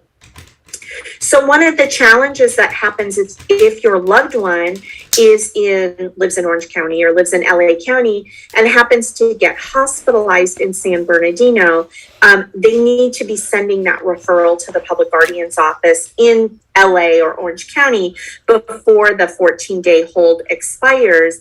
And the public guardian's office is on a very short timeline to get that petition in front of the court so that you get the temporary conservatorship. So when we look at the 30-day hold, the 5270, a person can be held just on a hold without a conservatorship on the 30-day intensive if your county has it, or you can be held for 30 days on a temporary conservatorship. So the temporary conservatorship runs concurrent with the 30-day intensive hold. So in LA County, it's running concurrent. In San Bernardino, they would be going from the 14-day hold to the temporary conservatorship if they have filed it and the public guardian was able to get that petition done before the 14 days expires. The total amount an individual can be held involuntarily is 47 days. So there has to be a hearing on a conservatorship before the 47th day. Otherwise, your loved one has to be released from the hospital. So in LA County, we usually get the referrals at the end of the 14-day hold or the beginning of the 30-day hold. And as Gail mentioned, there are deadlines regarding submitting those referrals to the public guardian. We have notice requirements. We have specific legal requirements that we have to meet to get that petition before the court in a timely basis and to allow enough time for public guardian to investigate the case and get a hearing scheduled. So if your loved one is on a 30-day intensive hold and there is only 10 days left on that, we are at the 37th day of this entire process, it will be too late and we will not be able to file that conservatorship. So just be mindful that if you're advocating, they need to be sending that referral in as soon as possible. As soon as they've made the determination that the person is gravely disabled, they should be sending that referral to the public guardian. Next slide. So again, when we're looking at our inpatient conservatorship referrals, it's for persons who with serious mental illness, what we call SMI, who require involuntary treatment. It can only be sent by designated doctors and facilities that are designated by the county mental health plan to initiate LPS conservatorships. And in LA County, there are over 40 designated facilities, and it includes the jail who is designated to refer to the public guardian. Next slide. So some of the due process things that are in place for when an individual is inpatient. So if they are on either the 14-day hold or the 30-day hold, there are certification hearings that have to take place in which a hearing officer determines whether or not the loved one or your loved one it should stay for that entire hold. And so these are hearings that are held at the facility. Right now, they're all being done actually web based, and they're probably going to stay in a video conference setting. I don't believe it's in person. And the legal basis to continue to hold somebody or to prove that somebody should stay in the hospital on their hold it's a probable cause that the patient is a danger to self, danger to others, or gravely disabled. I will note on the 30-day hold, the only reason you can be held on the 30-day hold, the intensive hold, is you must be gravely disabled. So if an individual is in the hospital and they are still a danger to others, or they're a danger to themselves and they're suicidal. There are other ways in which an individual can be held in the hospital on different holds that have nothing to do with great disability. But on that 30-day hold or the TCON, the basis for holding them must be that they're gravely disabled. And during these certification hearings, there is a patient's rights representative that's representing the client, and then hospital personnel, and like I said, a hearing officer that's appointed by the court. And they're generally attorneys who are doing these hearings. There's also Reese hearings. These are hearings that will determine whether or not a person should be involuntarily medicated. So just because someone is on a hold and detained, that is all they are. They are detained. They are not automatically involuntarily medicated. So if the individual is going to take their medication in the hospital, then great, then they're consenting to medications. But if they are refusing medications and the hospital personnel believe that medications are necessary, there actually needs to be a petition to the court to get authority to do involuntary meds on the involuntary holds. And this is done through a process called a Reese petition. I will make note for everyone that when public guardian gets our temporary conservatorships, again, we are only getting authority to detain. We do not get authority to medicate. If we need to medicate, we would file a petition. It's not a Reese, not necessarily a Reese petition. It's called a TCON Reese petition, which is slightly different from the Reese petition that is filed for the earlier holds. The legal basis for this is clear and convincing evidence. It is generally facility-based on the 14-day or the 30-day intensive. But if we are filing a TCON Reese, the public guardians is, then that hearing will be in the court. And then clients also have the right to file for judicial review, which is called a writ. So they can go into court, and even if they lose all of these hearings, they can ask for a writ to have the judge determine whether or not they can be released from their hold. Next slide. So the legal basis, you've heard this, but it's important to repeat it. The legal basis for an LPS conservatorship is grave disability, and that is defined as the inability to provide for your food, clothing, or shelter due to a mental disorder or impairment by chronic alcoholism. This is the way the statute was originally written. I will tell you that alcoholism as a sole diagnosis is rarely, if ever, pursued because there are no locked treatment centers for alcoholism. Years and years and years ago, and probably around the time that the legislation was put in, they actually did have facilities that an individual could be placed in that could treat them for their alcoholism. But there really just isn't anything now. If we're going to see substance use issues, those are co-occurring disorders.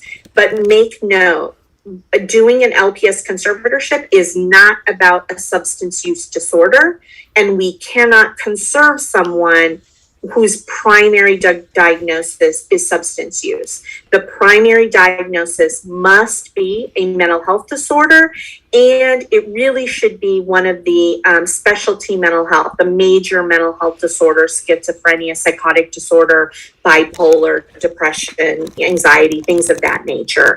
And if we start getting really beyond the core specialty mental health type diagnoses, we will have a difficult time being able to conserve them, and more importantly, find a treatment facility for that, for your loved one. There is also this other very important piece, that the person is unwilling or incapable of accepting voluntary treatment, obviously, because this is about an involuntary process. So the next slide, please. So on the inpatient temporary LPS conservatorship process, so when we get the referral, if we accept that referral, we're going to send that referral over to court, and the court has to accept it. So that's another thing. Make sure It's not a guarantee. The court does need to accept it. And if they sign off on our petition, then they will appoint the public guardian as the temporary conservator of the person only for up to 30 days. However much time is left on that involuntary hold will be how long the public guardian is appointed as temporary conservator. We will get that hearing scheduled before that 47th day. And while on the temporary conservatorship or TCON, the public guardian's investigator will review medical records, conduct a LexisNexis search so that we can find family, friends, assets, because sometimes we don't get any of that information in the referral.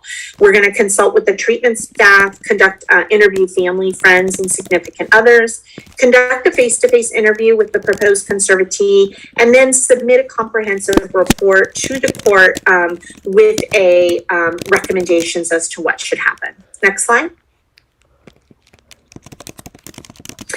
So let me just go back just a moment and say the recommendations that we're going to make to the court are either yes, that the the proposed conservatee should be conserved, or no, they should not be conserved because we do not find that they are gravely disabled, or we find that there's a suitable alternative.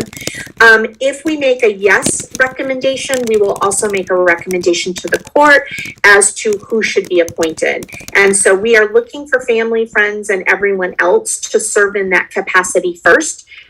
Everyone has priority to be serving as conservator before the public guardian, but we do make a determination about whether or not those individuals are willing, able, and most importantly, appropriate to serve in that capacity. So willing, able, and appropriate to serve. So I'm giving you a quick look at what it looks like for a traditional or inpatient referral to the public guardian's office. I do now want to talk a little bit about our outpatient programs. And again, these are specific to LA County. So we have a program, I will acknowledge, not used a lot, but it's available, where our Department of Mental Health directly operated clinics, so the clinics that DMH has their own staff in and operate, can contact the public guardian's office to discuss a possible referral of someone who is getting outpatient services at the clinic.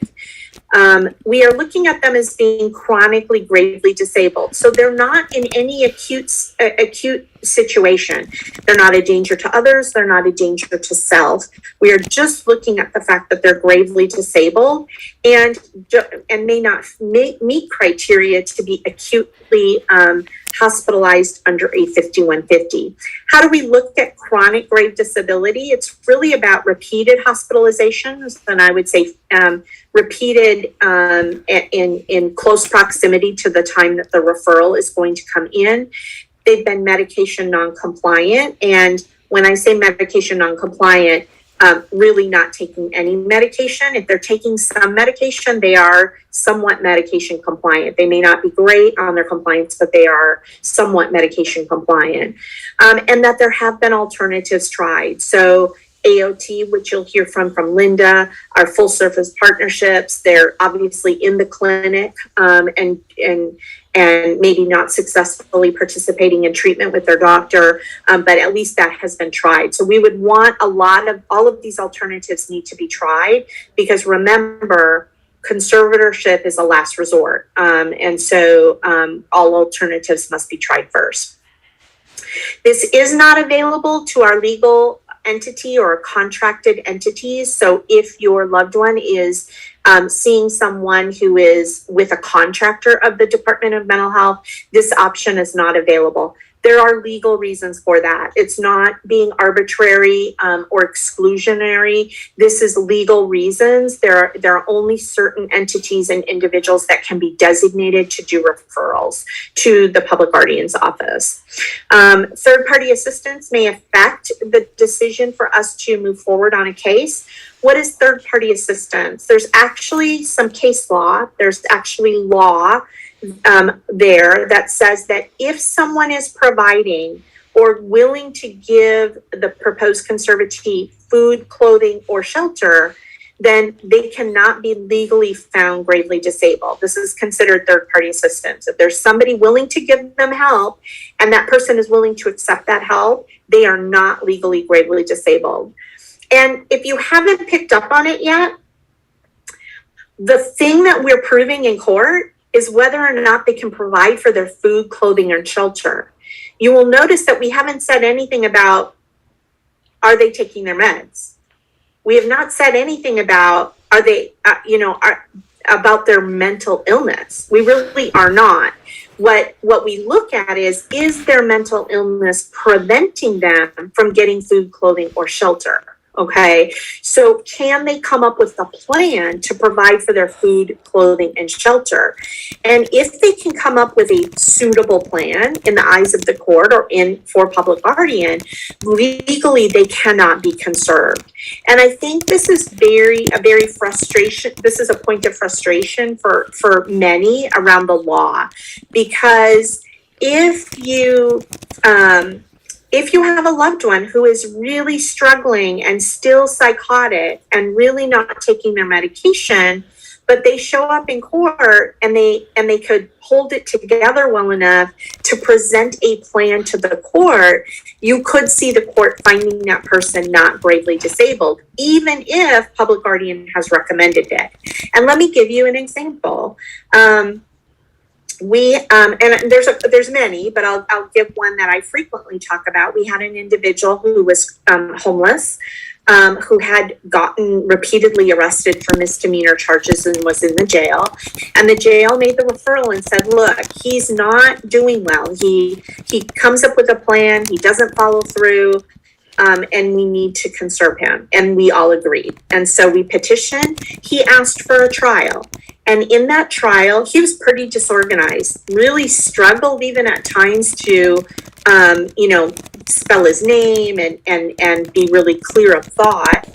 So we thought, slam dunk, this gentleman will be conserved, because his plan to the court, when asked what his plan would be to provide for food, clothing, or shelter, he said that he would go back to the homeless encampment that he had lived at. He would get a tent. He would be able to get a couple of meals a day from the service providers, the homeless service providers in the area. They would give him clothes. So did he come up with a plan for food, clothing, and shelter? I mean, he didn't hit just one. He hit all three. Did he come up with a plan? He did. I don't know that any of us would think that's suitable, but he came up with a plan. And what the judge came back and said was, it may not be a plan that we would want for our loved ones or ourselves, but it is a plan for food, clothing, and shelter. And so she found him not gravely disabled. So I give you that information, or I give you that example to understand what we have to do at the court. I mean, it gets pretty technical. It gets pretty limiting in terms of what we're presenting at the court around whether or not today this person should be found gravely disabled. So going back to our outpatient, third-party assistance can be an issue. We are generally not getting temporary conservatorships for our outpatient cases that are coming from the clinics because there's no detention, right? Remember, TCONs are primarily used to detain the person at the hospital, and we have no hospital situation here. Placement will be in the community. You will not get the opportunity for a locked placement. And that may seem, you may ask why. We've got hundreds of people already sitting in the hospital that meet criteria to be acutely hospitalized and are conserved and are waiting for a bed. We really must first give our priority. Our limited resources must go to those that are in the hospital that have been waiting months for a bed. And someone from an outpatient is not likely to bump the crowd, right, and get first access to a locked setting. So we're really looking at community-based placements for our outpatient conservatorship. And then the other thing really important for families to understand, frequently the ask for conservatorship is about future concerns about future decompensation, and that's not what conservatorship is about. When we're in court, we have to prove today that the individual is gravely disabled, not that they may decompensate in 3 or 4 months, and you want the authority to with the conservatorship. That won't be a reason that we can get a conservatorship in place. So then I want to talk about our other outpatient conservatorship program, and this is kind of my my new baby that we've put in place in the last couple of years that has been particularly successful. It is very small scale because we had to do it without any additional resources, but it's been pretty impressive, our ability to really outreach and engage and for those that needed conservatorship to be able to make that happen. So in this scenario where it involves the home team, that's our homeless outreach mobile engagement team. The home team would be out working with a homeless individual and doing intensive outreach and engagement to someone who is chronically homeless and who is chronically gravely disabled. Again, they're not meeting criteria for danger to self or danger to others so that they would get 5150, but they are just probably being extremely neglectful and maybe not even coming to the attention of anyone, and they're just slowly dying on the street. So this is kind of our focal population when we talk about this particular program that we have in place. They're unable to live safely in the community. They're refusing all services. So home is engaging with that individual, offering them medication, offering them housing, offering them food, all of the key elements, right, that comes that will at some point play a factor in whether or not they're gravely disabled, and at the end of the day they're refusing all services, or they've accepted maybe some medication but it's just making no impact and they're still refusing to become sheltered or to take care of themselves in any way. Our goal in this program is actually to avoid hospitalization. The hospitals are full. There's very little room to, you all have probably experienced how difficult it is to get your loved ones 5150 because there just is not a lot of capacity.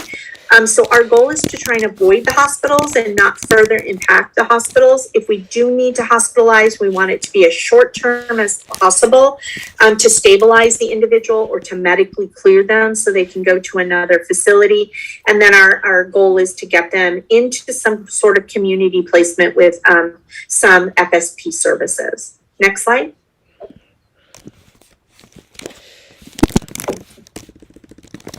Okay, so when we do look at the outpatient conservatorship and the legal basis, it is the same as the inpatient, but it does have a couple of extra requirements to it, which is that the professional person who's examining the person and evaluating them to be gravely disabled must determine that they do not need to be hospitalized in order to determine if they're gravely disabled. So they must check off the box that I can determine this person is gravely disabled here on the streets, and I don't actually need to have them hospitalized to make that determination. Next slide.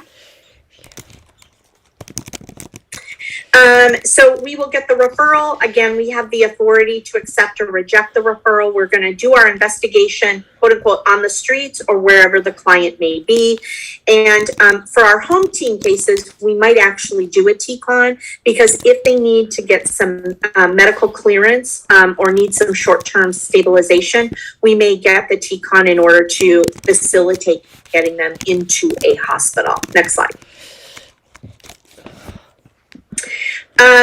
So I've talked about the TCON to initiate placement, the use of a hospital for limited purposes. We can seek a TCON REIS for medication noncompliance. But one of the unique things that's happening here with this program is that the psychiatrist for the home team is becoming our expert who testifies. So even if our client gets hospitalized, we're not going to burden the doctors at the hospital to have them participate in the court process. We're going to use our street psychiatrist And our home team, the people on the home team, will be utilized for testimony. Why is this a good idea? Well, the street psychiatrist has probably been working with the client for months, not just somebody who's been hospitalized for a couple of weeks, or some resident who's learning how the whole involuntary treatment process works. We're talking about a team of individuals who have been with the client hopefully for months and can really provide a lot of information to the court in their expert testimony about history, about why their plan that they're presenting is really not reality based, because they've seen it on the streets themselves, and the fact that the person is not doing what they were supposed to do, and they were offered all of these opportunities to take care of themselves. So it's kind of unique in that way in terms of using our street psychiatrists. Next slide. So if a permanent conservatorship is established on our outpatient, we will arrange placement, establish benefits, transfer the case to ongoing case management deputy. This is the same stuff that we would do for an inpatient or traditional LPS referral. If for some reason the conservatorship is denied, and we have had a few of our cases denied, then the home team will continue to work with that client. So what's really good about that is that even if they don't get conserved, they still have a team of individuals around them. And I will tell you that in a couple of circumstances where the conservatorship was denied by the court, even though the client said, I'm going back to being homeless and I want to be back out on the street corner that I lived at before, we have found that once they got back there, they were like, oh, I think I want to go back inside. And so they've been amenable to actually getting placed and doing ongoing treatment. So even if the conservatorship's not established, we have seen some really good outcomes from the process. And our goal is not to conserve people. Our goal is to do intensive outreach and engagement, offer them services, hope that they will voluntarily accept them, and only if that does not work out do we conserve people. So that's really the intent and goal of the whole home team public guardian collaboration. Next slide.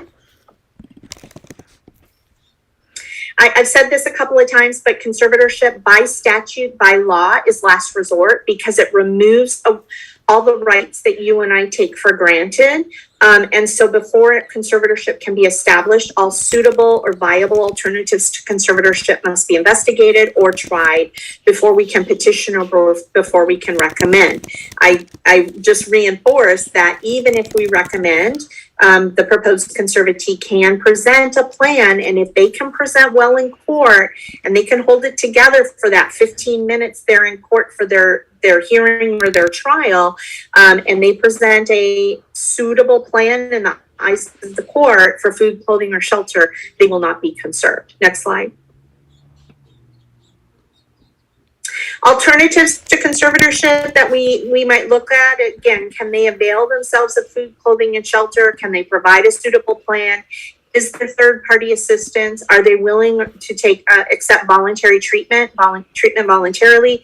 If somebody gets placed outside of the state or is going to leave the state, we cannot conserve them. The conservatorship is only good in California. And if they AWOL, we will end up terminating or have to dismiss our petition if they are AWOL at the time of the hearing. If they're fully conserved with us and they are AWOL for up to 60 days, we will likely petition to terminate the case. But we do look at that on a case-by-case basis. Next slide.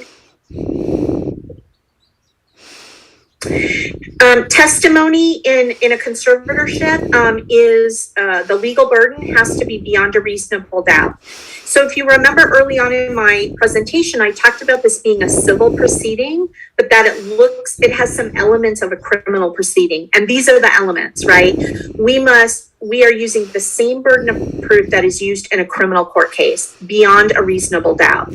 We use a lot of the same legal processes, evidence, discovery, the way the trial looks very similar or identical to what happens in a criminal court case. But it is a civil proceeding. It's not a criminal proceeding, but it has all of those elements. And one of them is to prove beyond a reasonable doubt. So this is either for the judge or the jury. And so if you've ever served on a jury, you know that all jurors must come to consensus on whether or not, you know, in this case, is the person gravely disabled or not. If any member of the jury has a doubt, then that would result in a finding of not gravely, or would result in a mistrial. So the same kind of things that you see in a criminal court trial happen in a mental health trial, both for the judge and for the jury. Next slide. So if public guardian becomes appointed, so in my office, I have deputy public guardians, and I should say in the public guardian's office, it's not just mine anymore. There will probably be a replacement for me that will be a deputy director of that office. But in the public guardian's office, they have deputy public guardians, and they either serve as investigators or case management deputies. So once the case is appointed to the public guardian, we will shift that case to a case manager, and they will go ahead and manage everything from that point. They'll make sure that benefits are applied for, that we're getting funding to pay for housing. We'll make sure they have their Medi-Cal, their Medicare, if they're entitled, whatever they're entitled to, we're going to apply for. We need to maintain those. We pay their bills. We provide them personal needs money, and we make all the decisions about their mental health treatment and where they're going to reside. Next slide. So full conservatorship, powers and responsibilities. I'm not going to go through all of these. You have the documents so you can read them, but the court will decide which of the powers you will get, whether you're a family member as conservator or the public guardian as conservator. Usually when we recommend family to serve as conservator, we are recommending you to serve as conservator of the person only. We do not have you become conservator of the estate unless absolutely necessary. And the reason is there's a lot of additional things you have to do if you're conservator of the estate. And then generally we need to have an attorney appointed to help you out with that. But if you're conservator of the person, you can go and become the payee for their benefits. You don't need to be conservator of the estate to make that happen. So we just try to give you conservatorship of the person. For public guardian, we become conservator of the person and the estate, and you will see that these are all of the powers that you can get. Let me just make a couple of comments about these powers. These powers look pretty immense, and it looks like you have a lot of power. And on paper, the conservator, whether that's public or private, it looks like you have a lot of power. But executing those powers, there is a disconnect between the law of conservatorship and how hospitals operate. For instance, you have the authority to say that your loved one is decompensating and needs to be hospitalized. And you can tell the hospital, I want them to be admitted. But they have other rules and regulations they have to follow. They technically are not supposed to admit someone unless they meet medical necessity. So they are going to look at whether or not your loved one should be admitted. And they may even say, I'm going to do a 5150. And you're like, a 5150? We're way past that. But that's their mechanism for getting somebody into the hospital. So just recognize you have authority, but sometimes the authority does not quite jive with the rules and regulations that treatment providers and hospitals are also having to meet. They have to meet their rules and regulations. So there can be some disconnect and discord between those two things. The other comment that I want to make, and I think Jim really highlighted this, but I want to reinforce it, is as conservator, you have the right to authorize or deny placement. But you do not have a right to become a barrier to placement. You do not have a right to sit there and say, I absolutely refuse my loved one to be discharged if in the event they have met discharge criteria and are ready to move.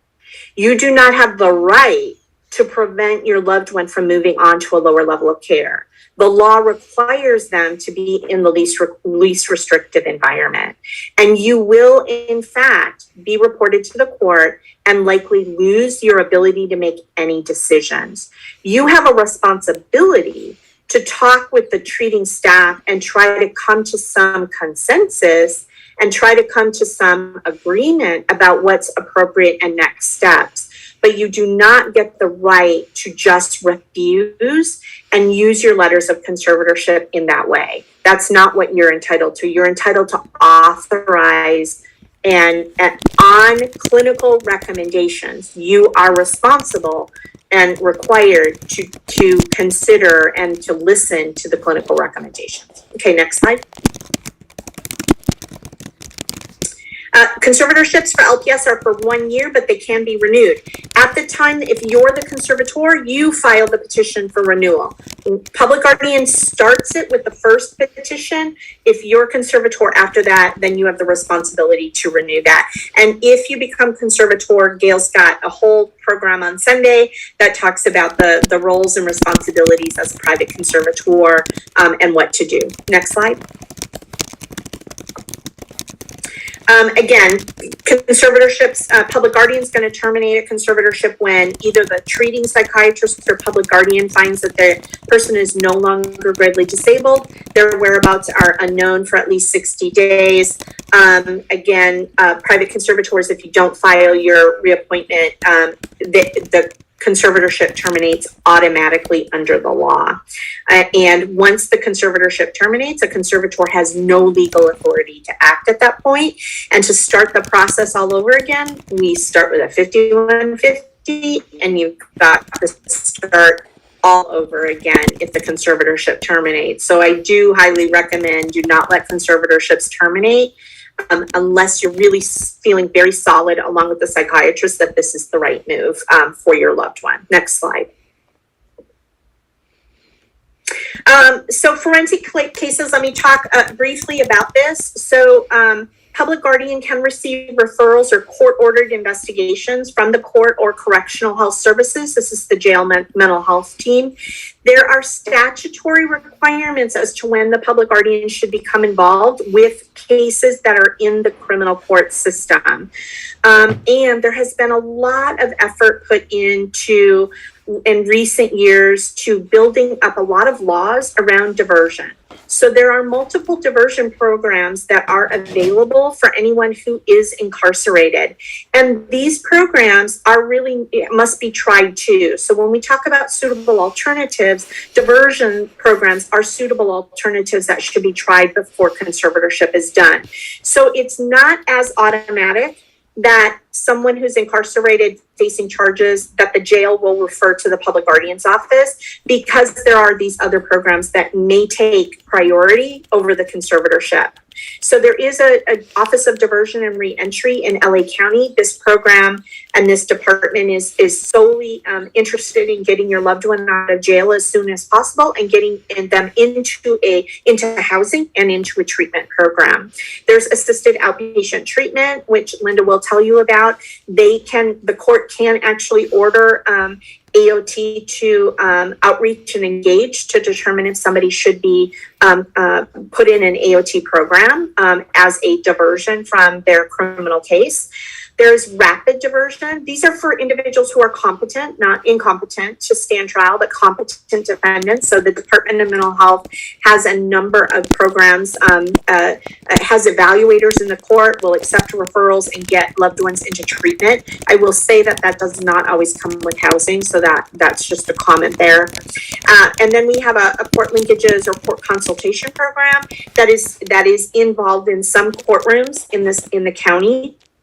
Again, trying to find treatment programs for individuals who are facing charges. And there's a lot of collaboration that goes on between the public defender's office and the DMH staff that are in the court providing these consultation services. Next slide. SB 317, let me just tell you briefly about this. This is a new law that went into effect in January, and this specifically applies to misdemeanor incompetent to stand trial individuals. So a person has been charged found that they cannot really participate in the criminal court process because their illness is impairing their ability to understand the criminal court process or work with their attorney. This is called a declaration of a doubt. The case is transferred from the criminal court to the mental health court, the same courthouse where conservatorships are held, but there are other courtrooms that do this. And then there is an evaluation to determine if the person should be declared a misdemeanor incompetent. If they are found to be missed, then they will be determined, there will be an assessment. There are 4 options available to the court. Mental health diversion, so they may be referred to the Office of Diversion and Reentry for their diversion program. They could be referred to AOT. They could be referred to conservatorship, or the case could be dismissed. And it's kind of like you start with the least restrictive. Can they go to diversion? Yes or no. If not, can they go to AOT? Yes or no. Then if not, then are they gravely disabled? Yes or no. And they kind of go through that process. It is possible that there could be a no for each one of these. They are not eligible for diversion.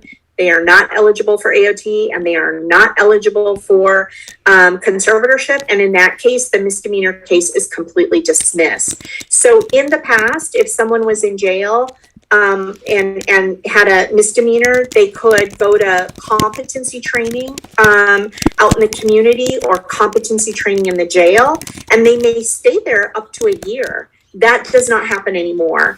There is no competency. It's only diversion to mental health treatment, and they are to be out of the jail as quickly as possible. The longest somebody is going to stay in the jail in this process is probably at the top end 4 months. But the mental health court is wanting people out within a couple of weeks. So it's just a very different process that's happening, but you need to understand, if you have a loved one in jail and your goal is conservatorship, they cannot come to us first. The first thing is diversion, then AOT, then conservatorship. Next slide. Felony incompetence, so same kind of process. Declaration of doubt, but with felony, there still is competency that needs to go on. So that if a person is found to be a felony incompetent, they will be sent to some program for restoration. They could go to the Department of State Hospitals, but there's a wait list for that. They could go out to San Bernardino to the Jail-Based Competency Treatment Program, JBCT. They could go in a diversion program with the Office of Diversion and Reentry, similar to the misdemeanor, and a community-based restoration program through ODR. Same kind of similar thing that used to happen with the misdemeanor cases. In the event that and these things have to take place first, right? It's not conservatorship first, it's competency first. If at some point during these competency proceedings or during the treatment and competency restoration, they find that the person cannot be restored to competency, and the treating professional says the person is gravely disabled, at that point, the court can order public guardian in to investigate. So there isn't, I think the thing I'm trying to say, it's not on a direct contact now between jail and state hospitals and public guardian. The first options for everything is diversion treatment programs, court-ordered, court-supervised treatment in a diversion program or, AOT or something of that nature. Next slide. Okay, so I made it through the conservatorship process, but I wanted to let everybody know about this new piece of legislation that has come up. You may have heard the governor talking about it. It's been getting a lot of publicity. And it's called the CARE Court Program. CARE stands for Community Assistance, Recovery, and Empowerment. This is legislation right now. Please, please, please, please, if anything you take away from this, this is a proposal. This is not a law. And even what I tell you today is probably going to change because this is still in the legislative process. Everyone is still having the opportunity to make changes to this legislation. And And so I'm giving you a snapshot as to what the legislation says right now, or is going to say in the next week or so. But this is not law. This does not guarantee this is going to happen. But I'm giving you, if you want to advocate for it, you might want to reach out to your legislators, or if you have concerns about it, you can reach out to your legislators. So there's two pieces of legislation right now. They don't look identical. AB 2830 is being modified, and I'm telling you some of the modifications, but you may not even see them if you look these pieces of legislation up. So this is a new approach to act earlier and to provide support and accountability both to individuals with untreated serious mental illness and to local governments who have the responsibility to provide behavioral health services. This will be in the civil courts. And it appears that it may be a pilot and that it may only be in law for up to 5 years and has a sunset provision that it would, if it gets passed, it would only be for 5 years. Next slide. So one of the things that it does is that it changes SB 317, which I just told you about. Remember, there were 4 options that I told you is in SB 317 for someone who is a misdemeanor incompetent. What it would do is it adds a 5th option. So the 4 options were diversion, AOT, conservatorship, and dismissal. Now it would add in the court could order the person to the care court. That would be one of the options that would be available. My guess is it's probably going to be before or after AOT. We're not entirely sure where that may fall, but it's going to be it could be an additional option for the court. What's the criteria? Again, this is the criteria as of today, could change tomorrow. The individual or the respondent who we're looking to have in the care court would have to be 18 years or older, have a serious mental illness, but it must be limited. It's limited. It's limited to a current diagnosis of schizophrenia spectrum or other psychotic disorder. What does that mean? That doesn't mean every serious mental illness will qualify. You're looking at schizophrenia, schizoaffective, psychosis, NOS, other psychotic, anything with psychotic features. But there are definitely, it would exclude some serious mental illness. This is really trying to get to a narrower population. Probably the sickest of the sick is the way to kind of frame it. And so they have limited it to these types of diagnoses. They may also have a diagnosis of substance use disorder, but again, really kind of focusing on the mental health disorder rather than the substance use disorder. And the individual has to be, is not clinically stabilized in ongoing treatment. And then there would have to be one of the following also true. They're unable to or unlikely to survive safely in the community without supervision, and their condition is substantially deteriorating. They're in need of services and supports to prevent relapse and deterioration that, if they didn't have that, may result in them becoming gravely disabled. There's a history of a lack of compliance with voluntary treatment. They were offered the opportunity to participate in treatment by the local behavioral health department, but continues to fail to engage.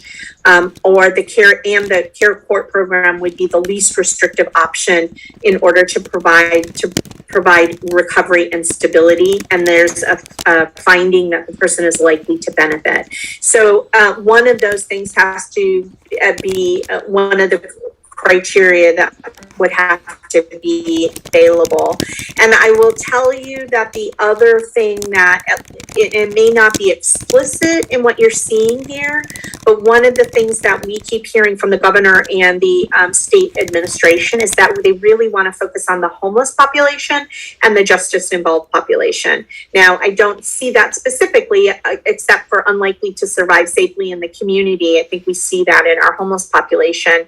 But I just want to frame the context of what we're hearing from the state, that they really want to kind of focus in on a couple of key populations with this new program. Next slide. It is a petition. This is not a referral. So whoever would file the petition would need to be filed in the county where that person is residing. Or if it's done in a place where the person is found, the case would have to be transferred to the county of residence. Or it could be done the petition could be done in the county where the respondent has criminal or civil cases that they are involved in. Who can petition?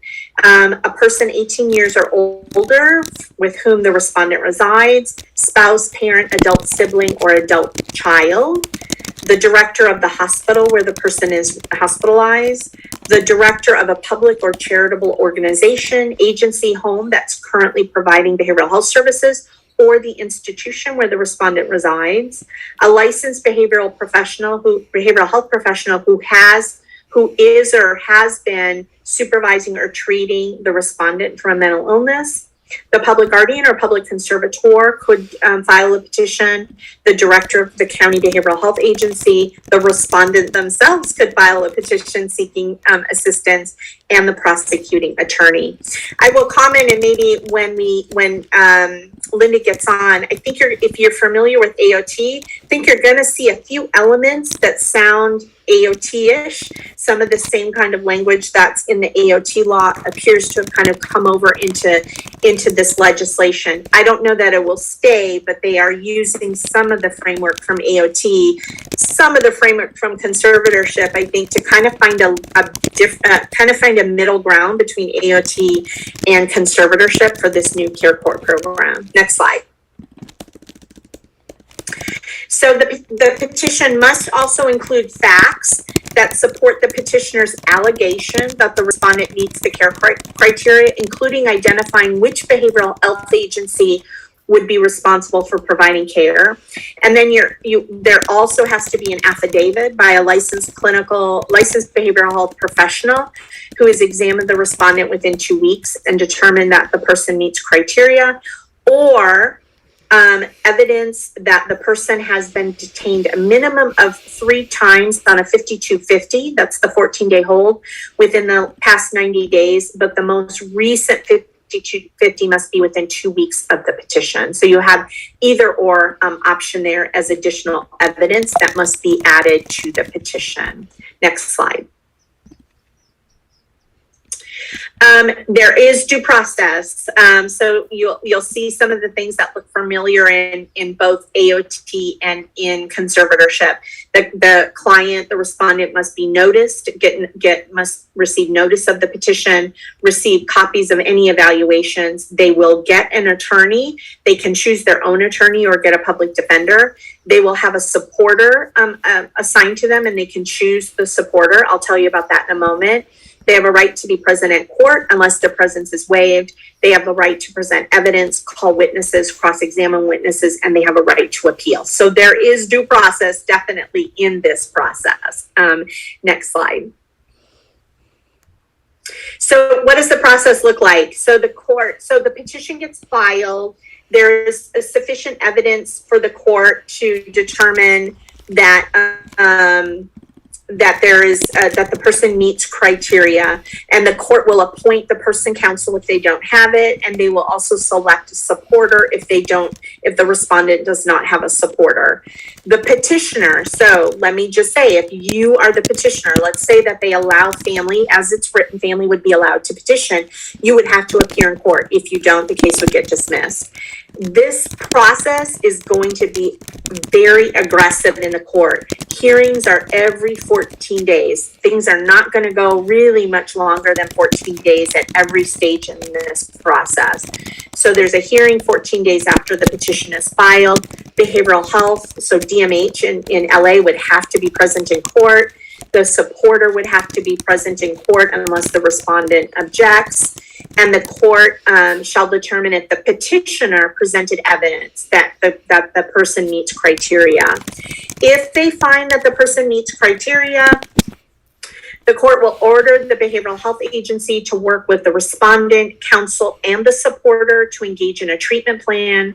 There's a case management conference in court 14 days later. And then the court's trying to figure out, could the parties come to agreement on a treatment plan that everyone will adhere to? If they can, it will be considered a voluntary settlement agreement, and the court will order all the parties to, move forward with that treatment plan, and then there's a progress hearing within 60 days. If the parties cannot come to an agreement, then the behavioral health agency will conduct a formal evaluation regarding whether or not the person should be involuntarily placed into the care plan. Next slide. At that clinical evaluation review hearing, there's evidence that would be provided, and then the legal basis is clear and convincing. So it's not as high of a burden as it is in conservatorship. It's clear and convincing if the person consents or meets criteria. If they consent, then it's a voluntary agreement. If not, then the court will order the behavioral health agency, the respondent, the respondent's attorney, and the supporter to jointly create a care plan. And then within 14 days, the court will want to approve that plan. And there will be status hearings every 60 days. And then at the 11th month of the 1-year program, there's a status hearing to determine if the respondent should be reappointed to the care program for 1 additional year.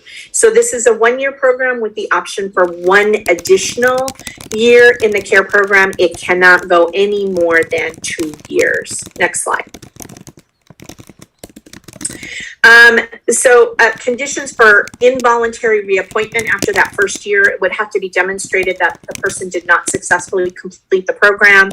All the required services and supports were in fact provided. There's clear and convincing evidence that the client meets criteria, that the client would benefit from a continuation in the program, and if the client would voluntarily accept it, that there would be clear and convincing evidence that they still met criteria if they were voluntarily accepting reappointment for another year.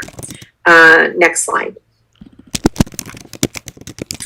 So this tells you what needs to be in the care plan. So obviously behavioral health treatment, mental health, and SUD. Should there be any medically necessary stabilization medications? The court can order medications if they are part of the treatment plan, but they cannot be involuntarily or forcibly administered unless there is a separate court order allowing that. And that would probably likely be due to some sort of detention or conservatorship getting filed. So very similar, I think, and Linda can maybe comment when she gets on, but kind of similar to AOT, although, they're trying to make sure that it's some agreement by the client to continue to take medication. So next slide. A housing plan. So the care plan continued. A housing plan must be provided. Counties must offer appropriate housing placements if the person is unhoused. And it must include at least supportive housing if they are unhoused. A respondent who is unhoused shall not be ordered by a court to participate in a care plan unless supportive housing is provided for the entire period of the care plan. So one of the things that this is really getting at is we're not going to order people into something if we actually cannot provide the services for them. So they must have mental health, substance services, substance use disorder services, and housing. Like, what we would all want in a program. And Dr. Sharon has been really, has always emphasized this. We must be able to give housing if we're to believe that anyone's going to have some success in their treatment, right? It's very difficult to be successful in your treatment if you are still living on the streets. So this does kind of really force the issue of guaranteed resources, that the resources must be there or the person cannot be forced into the care program. Next slide. The supporter. So every respondent or everyone ordered into the care program will get a supporter. This is currently going to be part through the Department of Aging, where they will develop a supporter program, and they will contract with individuals who will be trained on supportive decision-making and psychiatric advanced directives, and that they will work with the client and be assigned to the client throughout the care plan program. So they are there helping the client, help them articulate what they want, what they're looking for in the treatment. They will participate with the client, with the behavioral health team that's going to be assigned. So it's going to be kind of this team effort with an advocate, a supporter of the client, behavioral health, and the client. The client can pick their own supporter, but if they can't pick one, then they would get one of these court-appointed supporters. Again, these supporters would come from the state. People would be trained. Entities, organizations, I would expect would probably have a contract with the state to be able to provide this service. Okay, next slide. There is accountability that's built in right now into this legislation. I will tell you this is not feeling very good for the county behavioral health programs in that because it sets up a process of fining and penalizing the county. So first of all, if the respondent is not participating or failing to comply with their care plan or care court program, the court could terminate the plan. It appears that failure to successfully complete the care plan could be considered by the court as evidence as to why somebody should maybe be detained or conserved. So there appears to be some avenue that this would be evidence that could be presented in future proceedings, and the court may consider that as evidence that they need a higher level of care. The court finds that the county is not complying with court orders. They could fine the department up to $1,000 per day. And if there's repeated non-compliance, the court could appoint a receiver, which would mean that the county would make decisions about the care, and the county would just have to pay for that under the receivership. Next slide.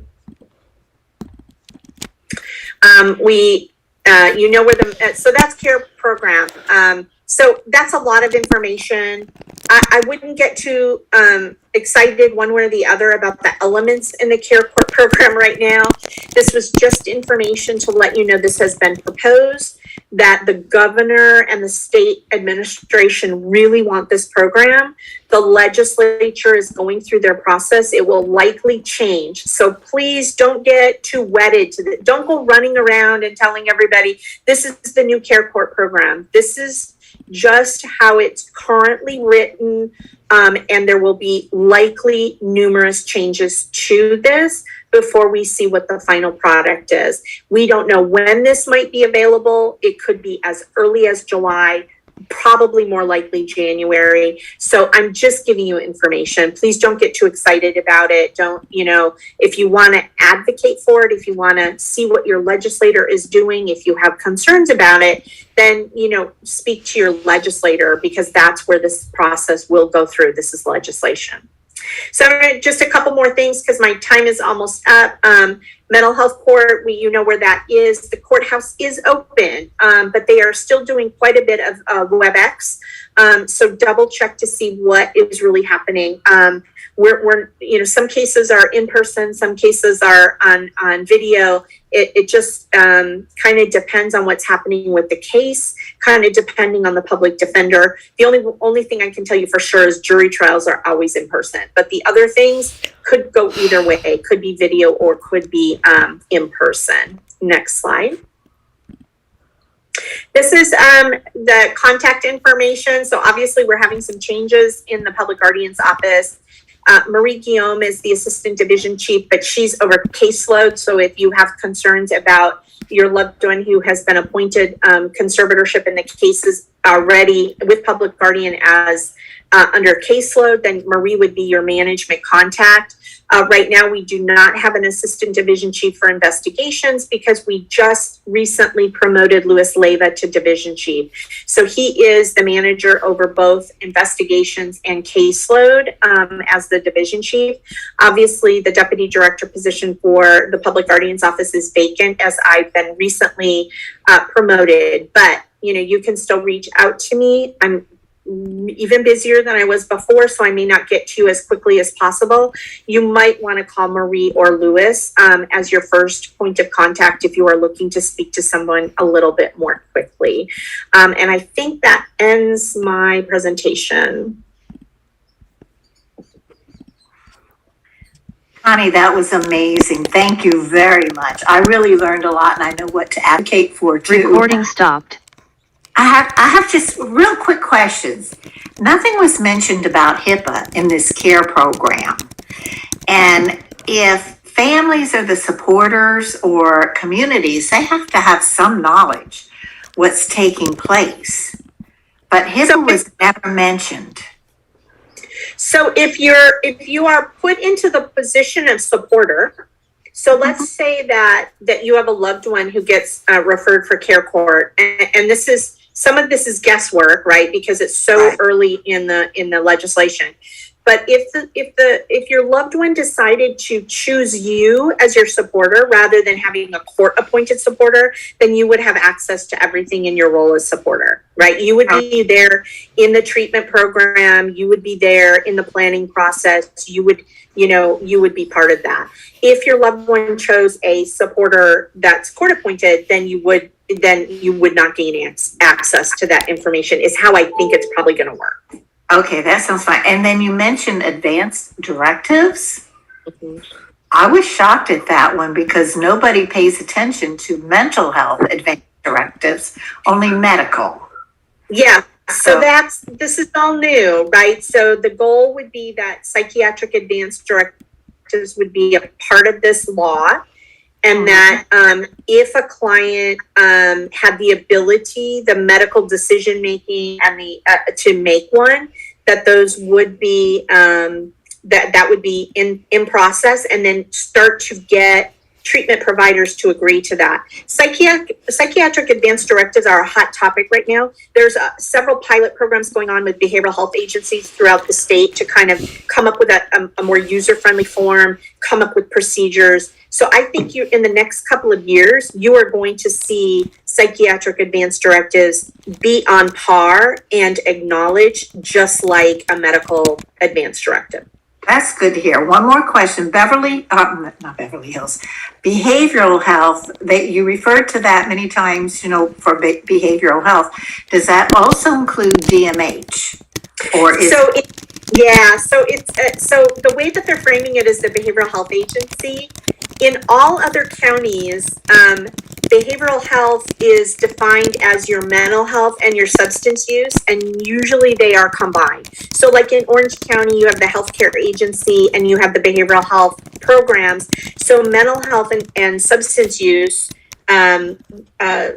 programs are together. They're under the same roof. In LA County, they're not. So in LA County, DMH has the mental health piece of it.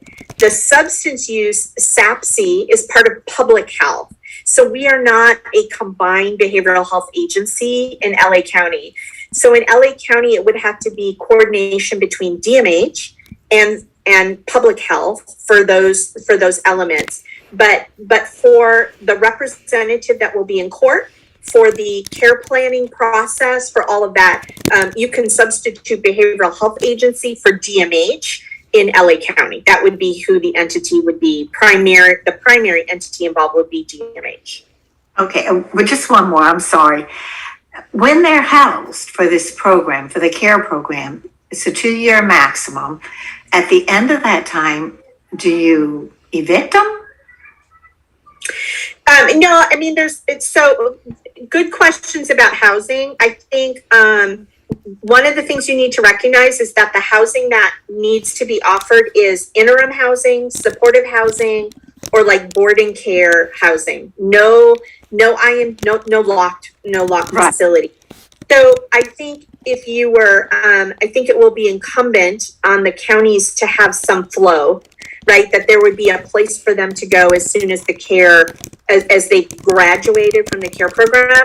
And I believe if I looked at the legislation right, when they're graduating from the care program, that you have to tell the court where they're going to live after graduation. So I think that becomes part of the approved graduation plan. Right, because I was thinking if they're in an apartment and you're basically a victim, continuity is so important. Yeah, no, you'll have to have something there in the graduation plan. Yeah. Okay, all right, thank you. You're welcome. I'll see if I can answer any questions in the chat if they came up. So I'll take a look at that. Okay, and Linda Boyd, I just want to introduce Linda Boyd to, she does the assisted outpatient treatment. Recording in progress. Oh, and Linda is an awesome person for running this case. The AOT program in any county, the quality of it and the success of it honestly depends on who is running this. And Linda is a person who looks for how to get things done. And she does it. I mean, it just blows my mind, some of the cases she's taken on and able to make success out of it. So, Linda, I'd like for you to go ahead and get started. Good afternoon. Thank you for your kind words, Gail. It's a pleasure to be with all of you.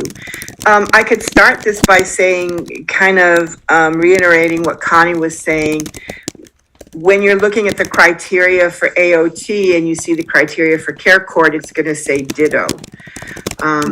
Much of it looks like the criteria was based very similarly.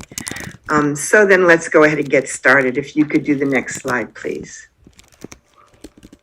So AOT, or Laura's Law, was named after Laura Wilcox, who was an intern at a mental health clinic. She would intern at the clinic in Nevada County, which is a small county in Northern California. And she would intern on her breaks from college. And she was home for her winter break, volunteering at a clinic in Nevada County, when a young man who was non-compliant with treatment came in, killed her and killed someone in the lobby, then went into a restaurant, killed the manager and injured another person in the restaurant. Her parents fought to have some sort of treatment available for folks who are non-compliant with treatment. And so Helen Thompson, as a part of Assembly Bill 1421, established a pilot project for the assisted outpatient treatment program, also known as Laura's Law. 5150.05 of the Welfare Institution Code, which says that history shall be considered when they're evaluating someone for a 5150, was also part of that Assembly Bill 1421. So it had several parts to it. Next slide, please. So what AOT does, it allows the Department of Mental Health to serve seriously mentally ill people who are at substantial risk for deterioration and or being placed on a 5150 as a result of their poor psychiatric compliance. All of the individuals are outreached in an effort to engage them in an FSP, full service partnership, or in one of our enriched residential services beds programs. Next slide, please. If the client refuses, we may petition the court for it to get them into a psychiatric outpatient treatment. And again, it's through FSP or through an ERS. What the AOT program has done, we've already been, the Department of Mental Health collaborates with law enforcement, with other county agencies, with other social agencies. AOT, and Connie's shop has always dealt with public defenders, county councils, and the courts. But what AOT did was expanded so that other programs in the Department of Mental Health, mainly us, also collaborate much more with county council, public defenders, judges, the patient's rights. Next slide, please. So here's by statute, the criteria for someone to be eligible for AOT services. And you will notice that they are very, very consistent with the proposed care court criteria. The person has to be over the age of 18. They have to have a serious 18 or older, a serious mental illness. It has to be a treatable mental illness. And as has been talked about in the past, we do take folks with co-occurring disorders. Probably 70 to 80% of our clients have a co-occurring substance abuse disorder along with their mental illness. However, the mental illness must be the primary, a treatable mental illness must be a primary diagnosis. So we recently had a referral for someone who had dementia, early stages of dementia. And so we didn't realize that when we took the case, because they do have a mental health history. But as we're outreaching to them, we realize that really the dementia is primary. So we've been spending a lot of time outreaching to that client to help the family get them into the appropriate services. And AOT is just not the appropriate service. But we haven't just let that client go. We're working with the family to get them to a neuropsychologist, to a psychiatrist, to other folks who can better serve that client's needs. The person has to be unlikely to survive safely in the community without supervision. They also have to have a history of non-compliance with mental health treatment. And for AOT, that non-compliance is evidenced by either 2 hospitalizations in the last 36 months, or 2 forensic incarcerations in the last 36 months, or a history of a serious attempt or threat to harm themselves or someone else in the last 48 months. The county council person we have now said also that we can consider 1 hospitalization and 1 forensic incarceration instead of 2 or 2 in the last 36 months. So when you're looking at LPS conservatorship, you're not looking at a history of violence, or the history of violence doesn't count in court. For us, we have clients who do not have any hospitalizations in the last 36 months. However, they do have a serious threat or attempt to cause physical harm to themselves or someone else. And that is the criteria by which they are meeting our AOT criteria. So we very much consider violence.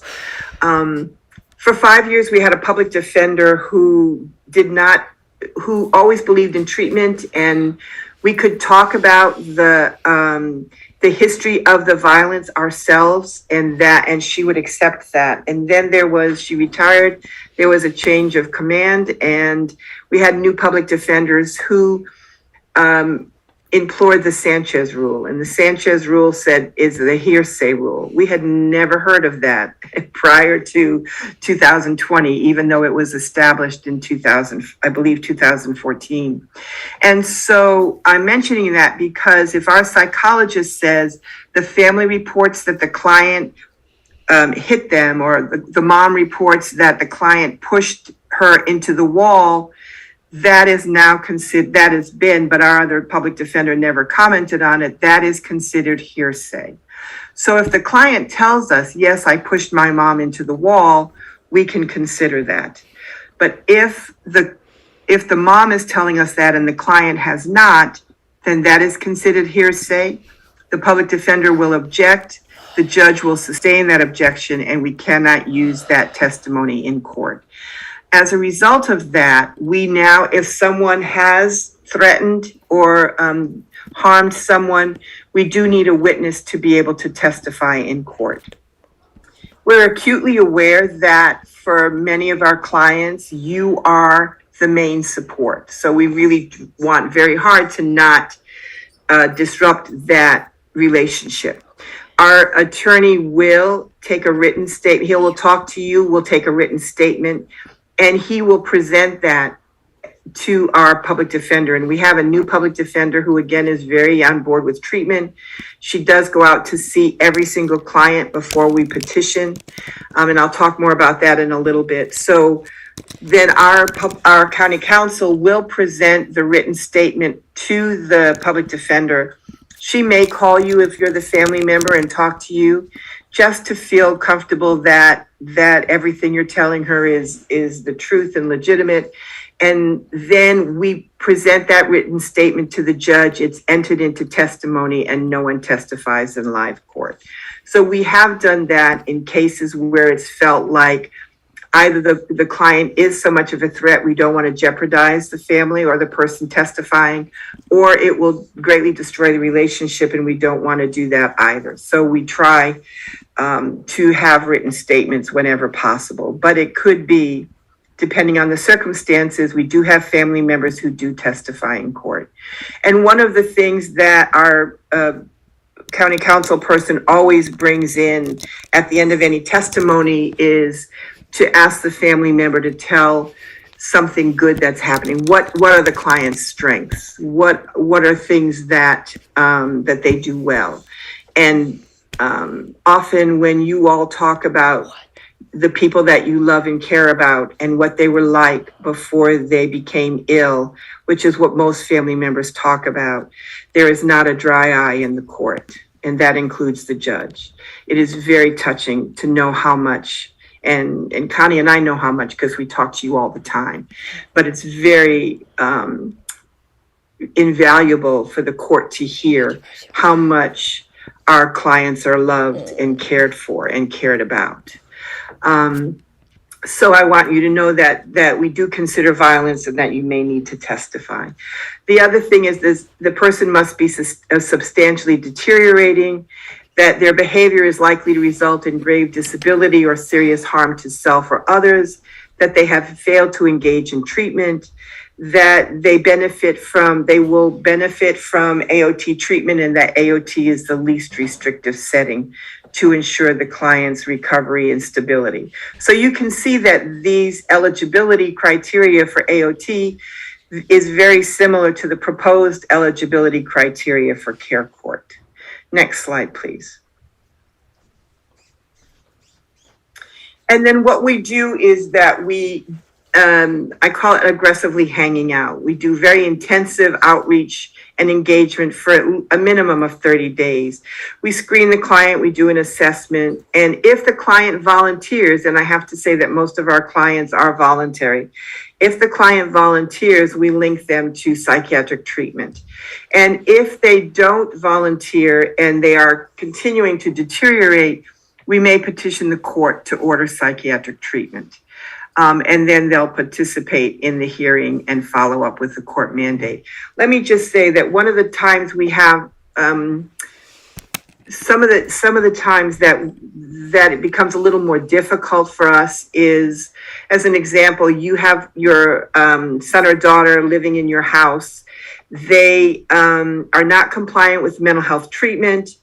They eat the meals that you cook for them. They may not come out of their room much. They're not socially engaged much. And you refer them to AOT, and they have been hospitalized and they do meet the criteria, and we go out and we outreach to them and we offer them services and we do everything we can do. This seems to be their baseline. They're not getting any worse. They don't appear to be getting any sicker. They're not threatening themselves. They're not threatening you. They're eating and sleeping, and they are showering. They're taking care of their basic needs, and you're helping them take care of their basic needs. We're not able to petition those clients because we can't show any substantial deterioration. And without that substantial deterioration, they're not going to meet the criteria, and the judge is not going to grant we don't have the criteria to even petition to get to the court. So there are times where someone is not complying and they're not going to comply, but they're about the same as they've been for several years. They're not getting any worse. They're not getting any better. They're just sort of staying the way they are. And unfortunately, we try to get them to engage voluntarily, but unfortunately, they're not complying with us at all, and they're not deteriorating such that we can petition them in court. Next slide, please. So this also is by statute and who can refer, and just go ahead and click them. So you'll notice that these also go very hand in hand with the proposed care court criteria. A roommate, a cohabitant, 18 years of older, a close relative which is defined as a parent, a sibling, a spouse, a child over the age of 18. And I can say that we have had, maybe a grandparent has been the person raising that client. Maybe it's an aunt who's the only living relative who's been caring for the client. In those cases, we do consider that person a close relative. The director of the client's residential care facility or a hospital director, the licensed mental health treatment provider, a peace officer, a parole officer, the probation officer, and as of July 2021, Superior Court judges can also refer for AOT. Next slide, please. This sort of is the AOT process. So there is a paper referral, and you can get that referral by Googling AOT LA, and then Assisted Outpatient Treatment Los Angeles pops up. If you click on that at the bottom of that page, it says new referral form, and there is a new referral form that you can fill out online, and you send it to the email that is at the top of that referral form. One of my staff will review that referral to see that the AOT criteria is met.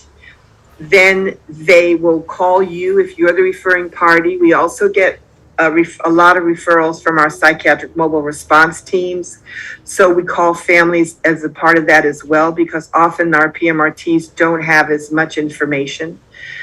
Sometimes we get referrals when hospitals are discharging. That sometimes can present a problem, because when the person, especially if the person is homeless, and about 40% of our caseload at any given time are people experiencing homelessness. And so sometimes the hospital will refer to us as kind of their discharge plan. And when we get the referral, it says they were released into LA County. Well, that's a very large area for us to try and find someone. It's like a needle in a haystack. So for those, even though they might meet AOT criteria, we're not able to accept because we just can't find that person. But once we get the referral, we do what is called an investigation to make sure they meet the criteria. Every Tuesday afternoon, our team meets and we review the referral. And as a part of that, as I said, that we gather information. Sometimes if we don't have enough information, we'll pen that case to talk to whoever, to talk to the court, to talk to public defenders, to talk to family, to talk to the hospital discharge planners, anybody who might be able to give us information that can help us have that person meet criteria.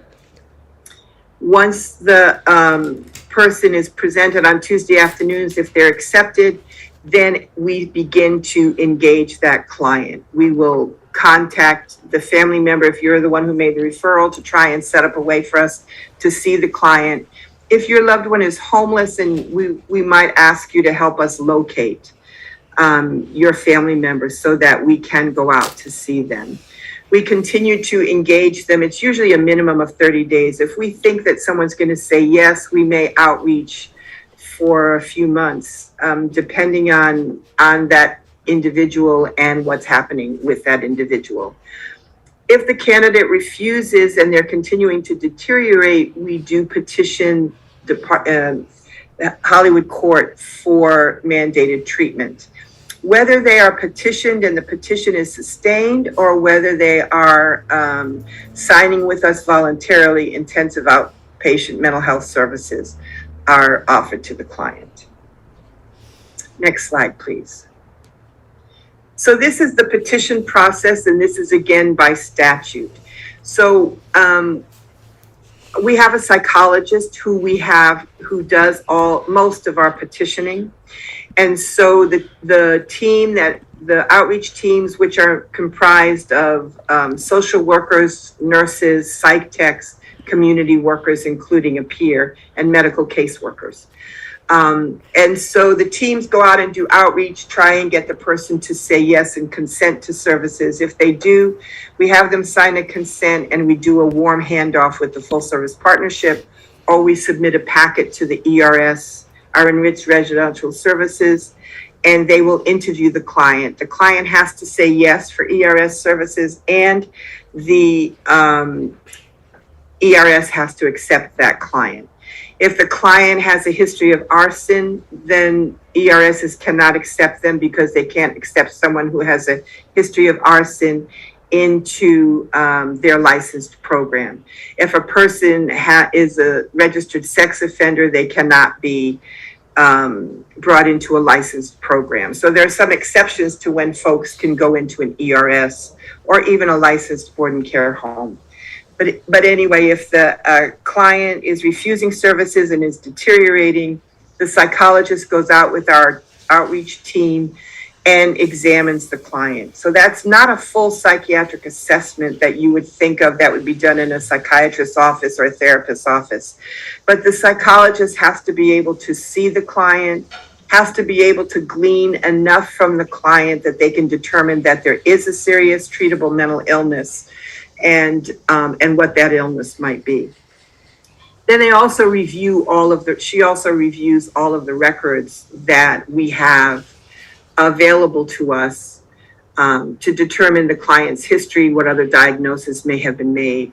Once she's examined the client is offered a treatment plan, and we do call our clients candidates. They're candidates for AOT. Once that person, she must offer them a treatment plan. And the treatment plan that we have is very broad because we know once that client is in a full service partnership or an ERS program, that program with the client, along with the client, is going to establish a very detailed treatment plan. And so the client generally, our clients who are being petitioned generally refuse to sign the treatment plan. Within 10 days of the psychologist seeing that client, she fills out a declaration or an affidavit, and it's attesting to the 9 criteria for AOT. She sends that to county council. County council draws up a petition. The petition is submitted back to the Department of Mental Health. It was Dr. Sharon, Dr. Bonds generally signs those petitions. It's sent back to county council. County council files the petition, and the court has 5 days to schedule the hearing. AOT hearings are held on Fridays in Hollywood Court. Next slide, please. So the public defender our public defender now goes out to see every candidate before the hearing, before the petition hearing.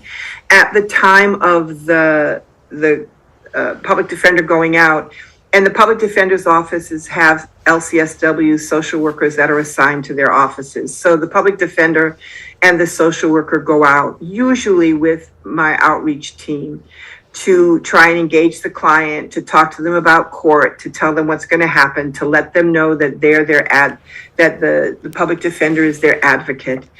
And they, at that time, offer the client a settlement agreement. And a settlement agreement is basically the same as what you heard from the voluntary agreement with the care court. It says, yes, I'm willing to participate in AOT treatment. They're still under the court's purview, but there is no hearing that takes place. They just agree to the services. They sign that settlement agreement. That is brought into court at the time of their hearing. It is submitted to the court. The judge reads it as the client asks the client, is this your signature? Did you sign this? Do you still agree with this? The client says yes, and then the client is court ordered into treatment.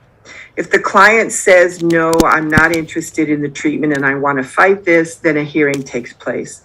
And much as like Connie talked about, the hearing is a civil hearing, and it looks very, very much like any hearing you would see on TV or in any criminal case. There is the judge, the court reporter, the judicial assistant, the county council, the judge swears in our psychologist.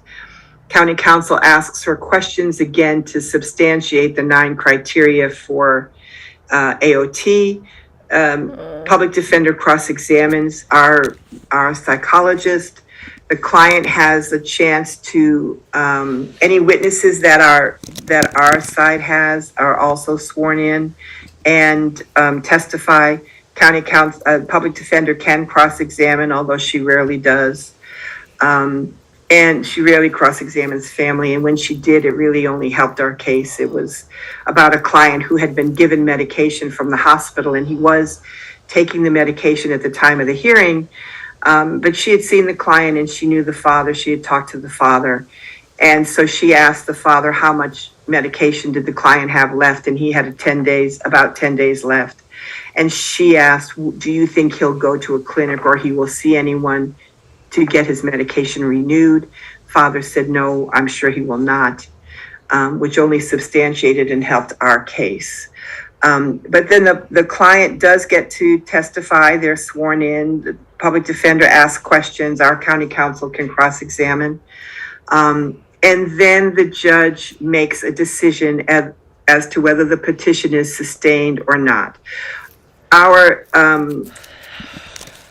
legal level is clear and convincing evidence, the same as for the proposed care court. And then if the judge sustains the petition, our petitions are for 6 months at a time. We can re-petition at the end of 6 months. We have had clients in AOT petitioned for 2 years. That's about the longest we've had clients petitioned. The judge orders medication, although the same as with the proposed care court, there's no involuntary medication with AOT. And again, that is by statute. We also are having hearings via WebEx, although clients can come to court and do come to court. So it's up to the client to determine if they would like to appear in court in person. The AOT team is responsible for getting that client to court if family is not bringing them or they have no way of getting there. We will provide transportation for them. And if they have no way of getting on WebEx, we will go to their house and assist, or the street, wherever they are, and assist with them getting onto WebEx for their court appearances. Next slide, please. As I said, the order is for 6-month increments. Once they're ordered, the same as with proposed care court, we do have progress reports. And we were able to, I think it is most successful when we could bring the client back to court every week if we needed to. If the client was not doing well, we could bring the client back every single week so that they got the understanding that court is serious, but also that court is very, very, very, very supportive. Everyone there, our whole purpose is to get the clients to be in treatment and to be on the road of recovery, whatever recovery looks like for them, to be able to have them be successful and for them to be able to begin to determine what they'd like to do in life and help get them on the road to be able to accomplish that.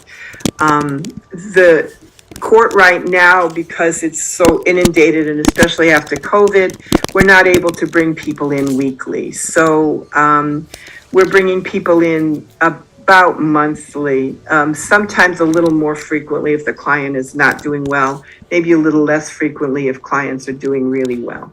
But again, court is very, very, very supportive. Everybody is there to try and have the candidate, the client, be successful. The AOT team, the county council, and the psychologist, myself, and our FSP coordinator meet every Thursday and go over all of the FSPs and the ERSs must submit progress reports, and they submit them so that they can be sent into the court. They submit them by Tuesday night. We review them on Wednesday. On Thursday, we meet to go over all of the progress reports to determine what's happening that is good for the client, where the judge should praise the client, what isn't going so well that the judge may encourage the client. We draw up a calendar for her and list all of these things, including what's included in all of the progress reports, and submit it for her to be able to have on Friday, so that everybody's on the same page about what kinds of things we should praise the client for, what kinds of things we should ask the judge to be a little more forceful with the clients about. For people who respect the law, who respect the judge, AOT can work extremely well. For folks who do not appreciate the law so much, maybe they've been arrested a few times, maybe they just feel like they don't really care about the law, then we're not quite as effective, to be very honest, in terms of the AOT program. One of the biggest issues we have is when someone's substance abuse is so, it's not the primary, but it is very, very, very, it's kind of taken over the client's life in some ways. The judge will order drug treatment, and she will order residential drug treatment, knowing that the client must agree to that. There is no involuntary drug treatment in the state of California, at least none that I'm aware of. And so she will order that. And we have had some success with that. We've had clients who were in the hospital and then they were ordered to go to a drug treatment program. And they said, well, you know, if the judge ordered it, I must have to do it. They said yes and went, and she's been very successful. We've had other clients that the judge has ordered to drug treatment and the clients have just refused to go. And in those cases, we're not as successful, to be very honest. She has also ordered folks into an eating disorder clinic, and that was we've had one client, and we're about to get another one, that we know is going to need an eating disorder program to save their lives, really to save their lives. And so she did order it. That client stayed in the eating disorder program. We very much encouraged her every step of the way, everything. She started taking medication. She started improving greatly. And we did everything we could to encourage her and she right now is back home and is doing very, very, very well in an FSP. Next slide, please. So I've talked about this already. The two things we do have is the AOT statute says that a client must be examined in order for them to be petitioned. And we have clients that when we go out, say an expletive deleted and walk away. We use CAL cards, our credit cards that our staff have, to be able to buy clients food, to be able to, we can put clients in a hotel or motel for a limited number of days if we're trying to get them connected into some sort of service. We're able to buy them clothes. We have some clients who will meet with us only as long as it takes for them to finish the meal we've bought them. And we say that's okay with us because that any way to start is a good way to start. But we do have some clients who continue to walk away. And when the psychologist goes out to examine them, the client just walks away. And she's been out 3 or 4 times and the client just walks away every single time and says, no, thank you, and walks away. So there really is no way for her to determine by her own evaluation whether or not the client has a mental illness and what the symptoms are. And she has to determine that in order for the client to be petitioned.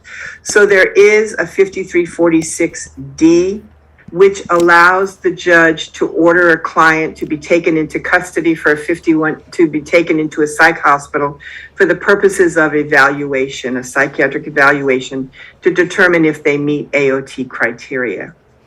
The other thing that we have is an F order, and that is when a client has been petitioned to treatment and they're not compliant with the treatment and they're continuing to deteriorate, we can ask the judge to order them into the hospital for evaluation and treatment. So this client does not necessarily have to meet 5150 criteria. We don't have to wait until the client is that ill in order for us to hospitalize them. As it turns out, most of the time when we're asking for an F order, the client is seriously deteriorated, and we do also put them on a 5150 as well as using the 5346 court order, which does allow law enforcement to assist us in getting the person on the gurney to take the person into the hospital. Pre-COVID, we would have graduation, and graduation consists of giving the client a certificate, that of completion, bringing the cake or cupcakes if they have a lot of people with them. To celebrate, we give them a $25 Target card. The judge comes off the bench, shakes their hands, takes pictures. Everybody in the courtroom claps and cheers. Graduation is a big deal, and we make it a big deal. We've been unable to do that, of course, with COVID, and hopefully as things are opening up more and more people are coming into court, we'll once again be able to give people the celebration they deserve when they've successfully completed the court portion of AOT. Next slide, please. So when we're talking about levels of treatment, you'll see that voluntary clinic is the least restrictive, and that jail diversion, LPS, or what used to be missed and now FIST still, and LPS conservatorships are the most highest level of care we have in terms of mental health treatment. And then hit the next button, please.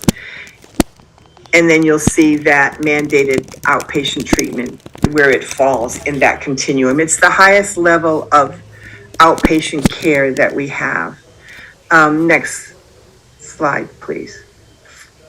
So the benefits of AOT is that it mandates people to mental health treatment. Someone does not have to have committed a crime to be court ordered with AOT.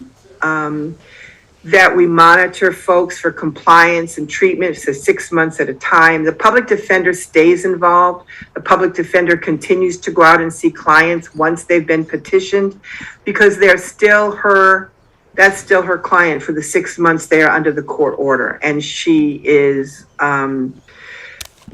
very, very, very, I want to say religious, but very kind of religious about going out and seeing clients, being involved in their care, staying on top of their care, as well as communicating with the providers, communicating with the clients, communicating with families. We're all on the same page to get the client to be successful. That's the goal of AOT. That's the goal of court-ordered treatment. It's not punitive at all. It's all about getting the client to be successful. We're decreasing, hopefully, violence, crime, and the criminalization of folks who have a mental illness. The history is relevant, and we're able to intervene on the based on deterioration before they get to being a 5150. The other thing I can tell you is that when a client is hospitalized, if we feel that the client would benefit from being under an LPS conservatorship, we advocate very strongly for that. We cannot, of course, dictate. We don't have any power to get someone conserved. But as Connie had mentioned previously, we have the same judge for the judge for conservatorship is also the AOT judge. So I think if the person has been in AOT and has not been successful in AOT, when the client comes up for conservatorship, the judge does know that this client has already been offered other treatments and has not been successful with those other treatments. And so that can sometimes help the case. We do advocate, if we do have to hospitalize a client, we start from the second the ambulance leaves the scene, coordinating with the hospital about stabilizing the client, what kinds of, what's going to happen to the client upon discharge. And then if we feel like they do need to be conserved, we do advocate for that. Although, again, I can say we don't have any say about it. But with everybody talking about the client's history, what the client's doing in the community at the time we hospitalized, and how unsuccessful they've been, that sometimes does add more weight for the hospital considering its options and maybe considering LPS as a piece of the option. Next slide, please. So just in terms of, if you look at the very, very top, the people who comply with treatment. And let me just say a piece about this as well. We do get referrals from full service partnerships for AOT, and they're seeing their therapist, but they're not taking medication. Well, those folks are in treatment, so they don't qualify for AOT. We have other referrals that we get where the client is seeing their psychiatrist and they're taking their medication, but they're not seeing a therapist or case manager. Again, they are in treatment, although it's not as comprehensive as we'd like it to be. They are in treatment, so they're not going to be able to qualify for AOT. If someone is in immediate crisis, they need to be seen immediately for hospitalization, for an evaluation. We're not an emergency program. We get lots of referrals from our mobile crisis team that is the emergency program, and they do refer. They've hospitalized clients and referred to us. So that does happen. And if we're outreaching to our clients and we know that they need to go to the hospital, we do send them, but we're not a 24-hour team and we're not available nights and weekends to be able to go out to hospitalize our clients. Next slide, please. So this is, our fax number isn't as good anymore. Please disregard that. I need to change that. This is the general number, 213-738-2440. And then I'm open to any questions. Next slide, please.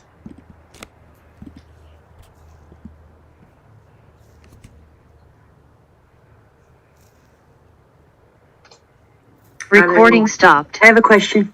Sure. I have a question. Uh-huh.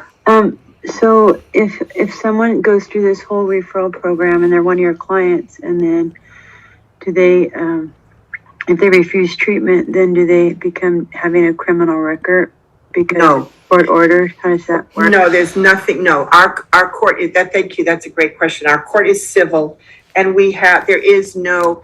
So that's the big thing. There is no real stick with our. Because you don't really want to take your loved one and make a bigger problem in their life. Yeah, no, there is no. So if they don't show up to court, there is no bench warrant. There is nothing like that. So if they end up not being involved in treatment in any way, and they won't see us, and we've tried to maybe try and have them hospitalized to be able to get them to be stabilized, and that hasn't worked, or we can't get them hospitalized and they just continue to not see us, then we just discontinue the petition, and there's not much else we can do. There's never an arrest as a result of not complying with AOT. It's a civil court, and even though it looks the same as other courts, there's nothing criminal, there's no arrest, there's none of that. So it's a good start for if someone won't leave the house, for you to come to the house then. We go wherever you're at, and the same with the FSPs. The FSP goes to wherever the client is at, on the street, in the home, wherever they're at. Thank you. Can I ask a question? Sure. What happens, my daughter is already at AOT, you're trying to reach out here in Orange County, and we have been unsuccessful to get her to meet, to comply to meet, even just to meet. If we're not able to meet with her, can we go into the court part of it, or no, because she's refusing to meet? So I'm not sure how they do it in Orange County. Every county is different. Okay. For us, sometimes so the psychologist has to be able to at least try and meet with them initially. So they won't do a face-to-face at all. She won't open her bedroom door, or? She's out in the streets. She's sleeping in a car here and there. And so I am able to track her. I know where she's at. So when we've tried to kind of, okay, I'm going to take something to her. She asked me something, but I wanted to bring the AOT team with me. Right. But then she says, no, I don't want to meet with you anymore. So, and then we can't do it. So, and then they're saying, hey, we don't want to do it in a way that is going to ruin your relationship with you, like you're talking. Right. But then we haven't figured out a way to meet with her. She's just not compliant. She's not doing treatment. She just, in the middle of this presentation, was outside here the door with the police. She's wanting to get in, but she's not herself yet, and not even wanting to be herself. Right. We've had a few clients that we have petitioned, and we've hospitalized that person, and we've needed the police to assist us to get that person out of the car. And the first time they walked away. And so we used the family when the client got out of the car for something, the dad moved the car and locked it so the client couldn't get back in. And we arranged it all so that then the law enforcement and we could be there together. And we hospitalized the client. So that's how we've done it. But if they can't ever even see the client, or the client walks away every single time, it is kind of hard. And I think every county is doing it a little differently based on the county council, the public defender, and the judge. Okay, thank you. You're welcome. I have a question. Sure. I was wondering, is things the same or slightly different for veterans? For us, things are the same with veterans with outreach, although they will get their treatment in a VA. And the VA does have, at least the VA up here has, West LA VA, has sort of an intensive program that's kind of like a full service partnership. So if they're service connected, we will do the outreach, we will do the petitioning, but they will be sent to VA services. And let me say one other thing I just thought of. And Gail, you mentioned during your presentation about private insurance. Let me just say, for us in LA County, we have a great deal of difficulty with private insurance. And Gail's the wizard, so I'm some of our folks have private insurance and Medi-Cal. For full service partnerships, for ERSs, Medi-Cal and SSI, for ERSs, Medi-Cal and SSI pay for those. For full service partnerships, Medi-Cal pays. We've not had very good luck getting private insurances to pay for full service partnerships. So sometimes with private insurance, we can't petition because we cannot court order someone to a treatment that we cannot guarantee will be provided. And so since we cannot guarantee that the private insurance will pay for the full service partnership, some full service partnerships have treated those people for free. But if they use indigent funds, then that's considered a gift of public funds, so it gets into a tricky area. Our department's been looking we've been at this for a couple of years trying to work out the private insurance piece. But for us, it's very difficult if someone has private insurance. We do the outreach and engagement. There's no issue about insurance when we're outreaching to the person. But when we try and turn that person over for treatment, we run into issues. And so because of that, we're not always able to petition someone who has private insurance. Okay, I'm currently in Santa Clara County, and the problem that I have is my son goes to Palo Alto to get treatment because he has had 2 TBIs, traumatic brain injuries. Every time they have been deeming him lucid and been releasing him.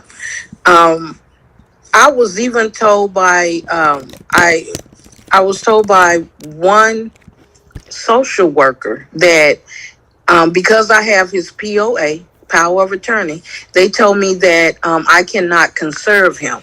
I cannot be his conservator and his POA. I have to let one of them go. Is that correct, or Connie? So what are you POA of what? Person or finances?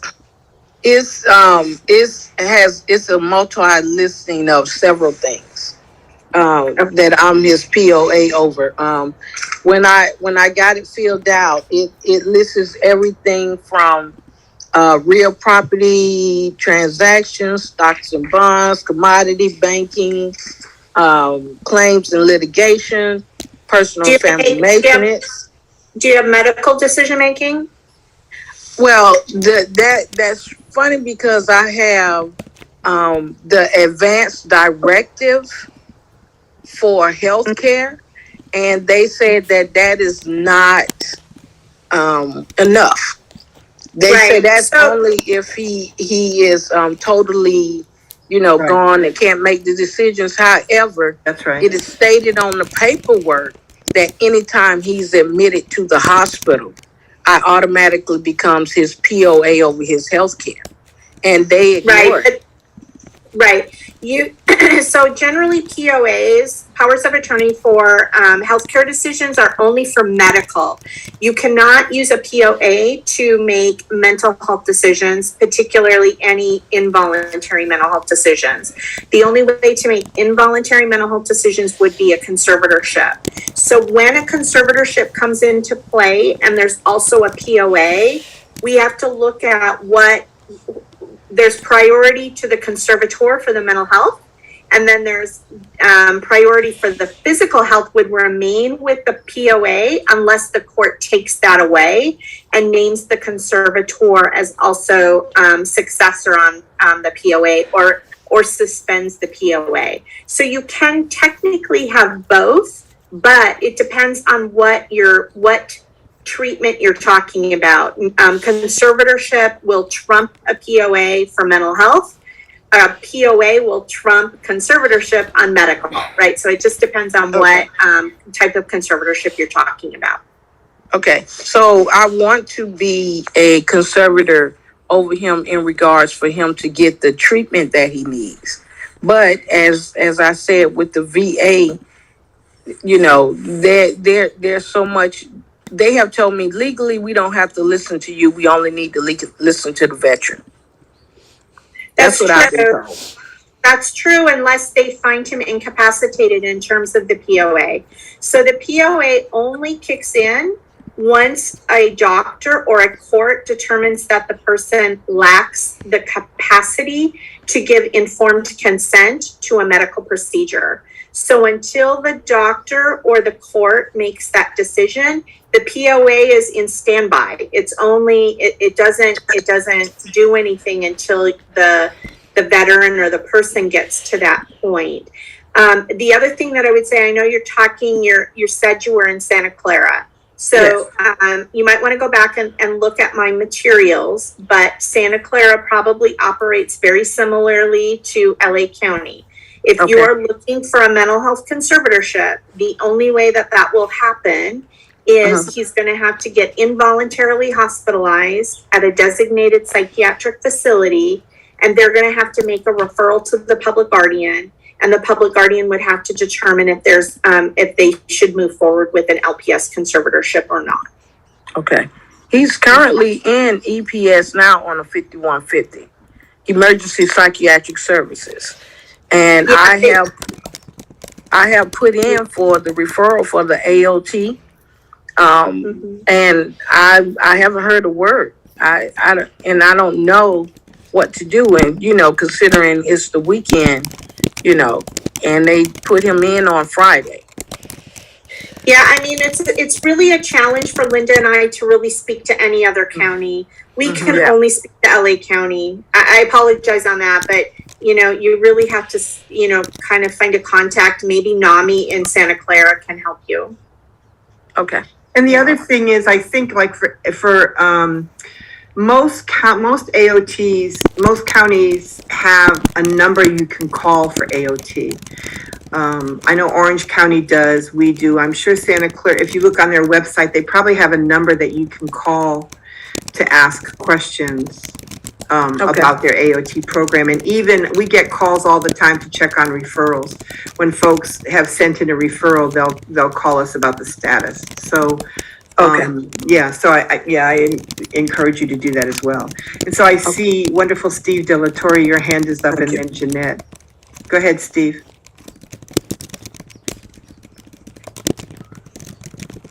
Hi, Ms. Boyd. I believe Jeanette Rios had her hand up before me, though. Okay. Jeanette? It's okay. Whoever okay, I'll go on. Sorry, Jeanette. It's okay. No worries. Thank you for this presentation. I'm learning a lot. I've had history with my adult son for the last couple of years. He recently relapsed. My question is, he's homeless now again, after 2 years being well and working and on track with things. So And sorry. like I said again, now he's homeless. But my question is, if he was or has been in the system already with regards to HIPAA, will all the information that has already been provided in the past, does that determine any decision?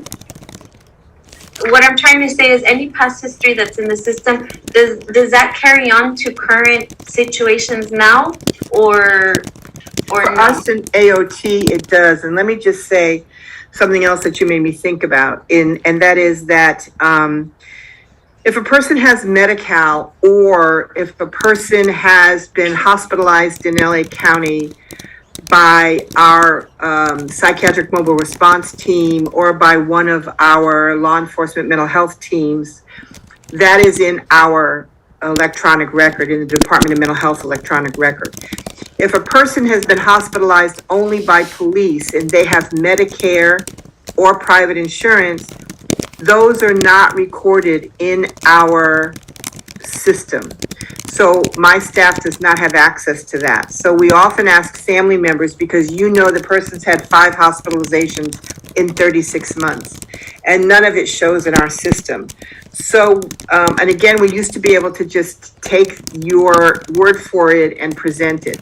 Now we need to show some sort of proof, either a bill, a discharge summary, something that shows that the client was in the hospital. So if it's based on hospitalizations and they have private insurance or Medicare, Kaiser, Blue Cross, Blue Shield, Cigna, Medicare, those do not show up in our system unless someone from the Department of Mental Health actually hospitalized them. So we do need some sort of proof for that. But for us, we do consider the history at least back 36 months for hospitalizations or forensic incarcerations like Twin Towers, and 48 months for a threat. And that you wouldn't need proof of the hospitalization for that, because those are threats. And I say 36 months because that's the way the statute's written. So if someone was hospitalized in May of 2019, right now they still qualify for AOT if that's one of the hospitalizations. But if they were hospitalized on May 1st, by May 2nd, that hospitalization falls off for the 36 months and we can't count it anymore. So it's not like 3 years, it's actually they count it by the months. Does that make sense? So we do consider history, yes. Okay, thank you for that. And then one more thing. So then by him being homeless, like I said, it's kind of hard because I'll call, the outreach access phone number. And of course, there's a time limit. They'll say, well, we can't come out there until we have 24 hours to respond. Well, by the time they come out, it's a whole other story now. Because he tends to move. He's in the same area all the time, but he's just constantly moving. And I know, the whole gravely danger scenario. He has a plan because he's been living in the streets. He has a plan. He knows where to get food and shelter and clothes, but like you said, it's trying to prevent them to get to the point where they can no longer obtain the necessary things that they need. So I don't know, I'm just kind of overwhelmed, but I thank you for all this information, and I'm going to What county are you in, Jeanette? I'm in Inglewood and LA County. Okay. Have you made contact with the homeless outreach team in LA County? Actually, last week or 2 weeks ago, I can't remember. I went on through NAMI. This is how I heard of your session for today, and I have been in contact with one person, Miss Brown, I believe, Maria Brown, and Miriam Brown. Miriam, she's with our outreach Emergency Outreach and Triage Division. Also, Anika is the clinician with the Inglewood Met team. Is your son's in Inglewood as well? Yes, yes. So she's the clinician with the Inglewood Met team, but the home team is the homeless outreach team. Also, if he's been hospitalized and stuff, you can refer him to AOT. We would coordinate with you and set up an appointment, and then maybe we could try and find him. Or if you know in the general area, we do look for folks. If they're homeless, we ask for a picture so that we can identify them. But we would let you know in advance when we're coming, and maybe we could arrange some way to meet or have someone point him out. But there's also a home team in that area. Yes. Yeah. Thank you. Yeah, I would suggest making contact with the home team. You can go on the Department of Mental Health website, and it'll connect you to the home team, and there's a referral form that you can do there. Okay, so would I fill out both the home team referral and the AO team, or? You can. And then we also work together, so that's fine that you do both. Okay, thank you very much for that information. You're most welcome. I appreciate it, and my heart goes to everyone that helps and everyone that's involved with our population of this nature. So thank you. We appreciate you too. Thank you. I have a question. Let me just go to Steve and then we'll come to you. Okay? Thank you. Go ahead, Steve. Thank you, Ms. Boyd. I've seen this presentation the last 3 times. I think the first time was in April of 21.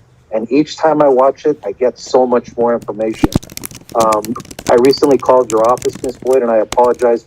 You called me back and I wasn't able to follow up because you know how AOT can get really busy. Right. And there's a lot of documentation, but I just want to commend, your staff. It's always a good relationship that I've had working with them.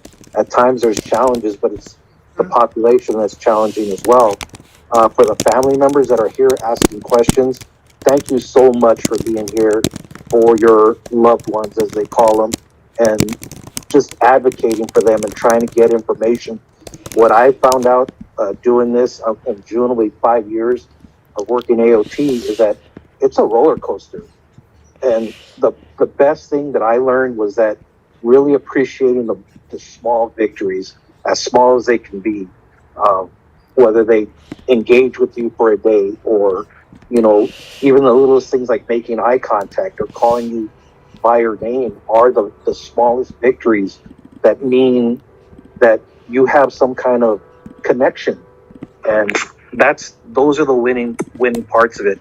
And if you feel it's difficult as a person coming in trying to provide support, imagine how difficult it is for your loved one to have to deal with this and not have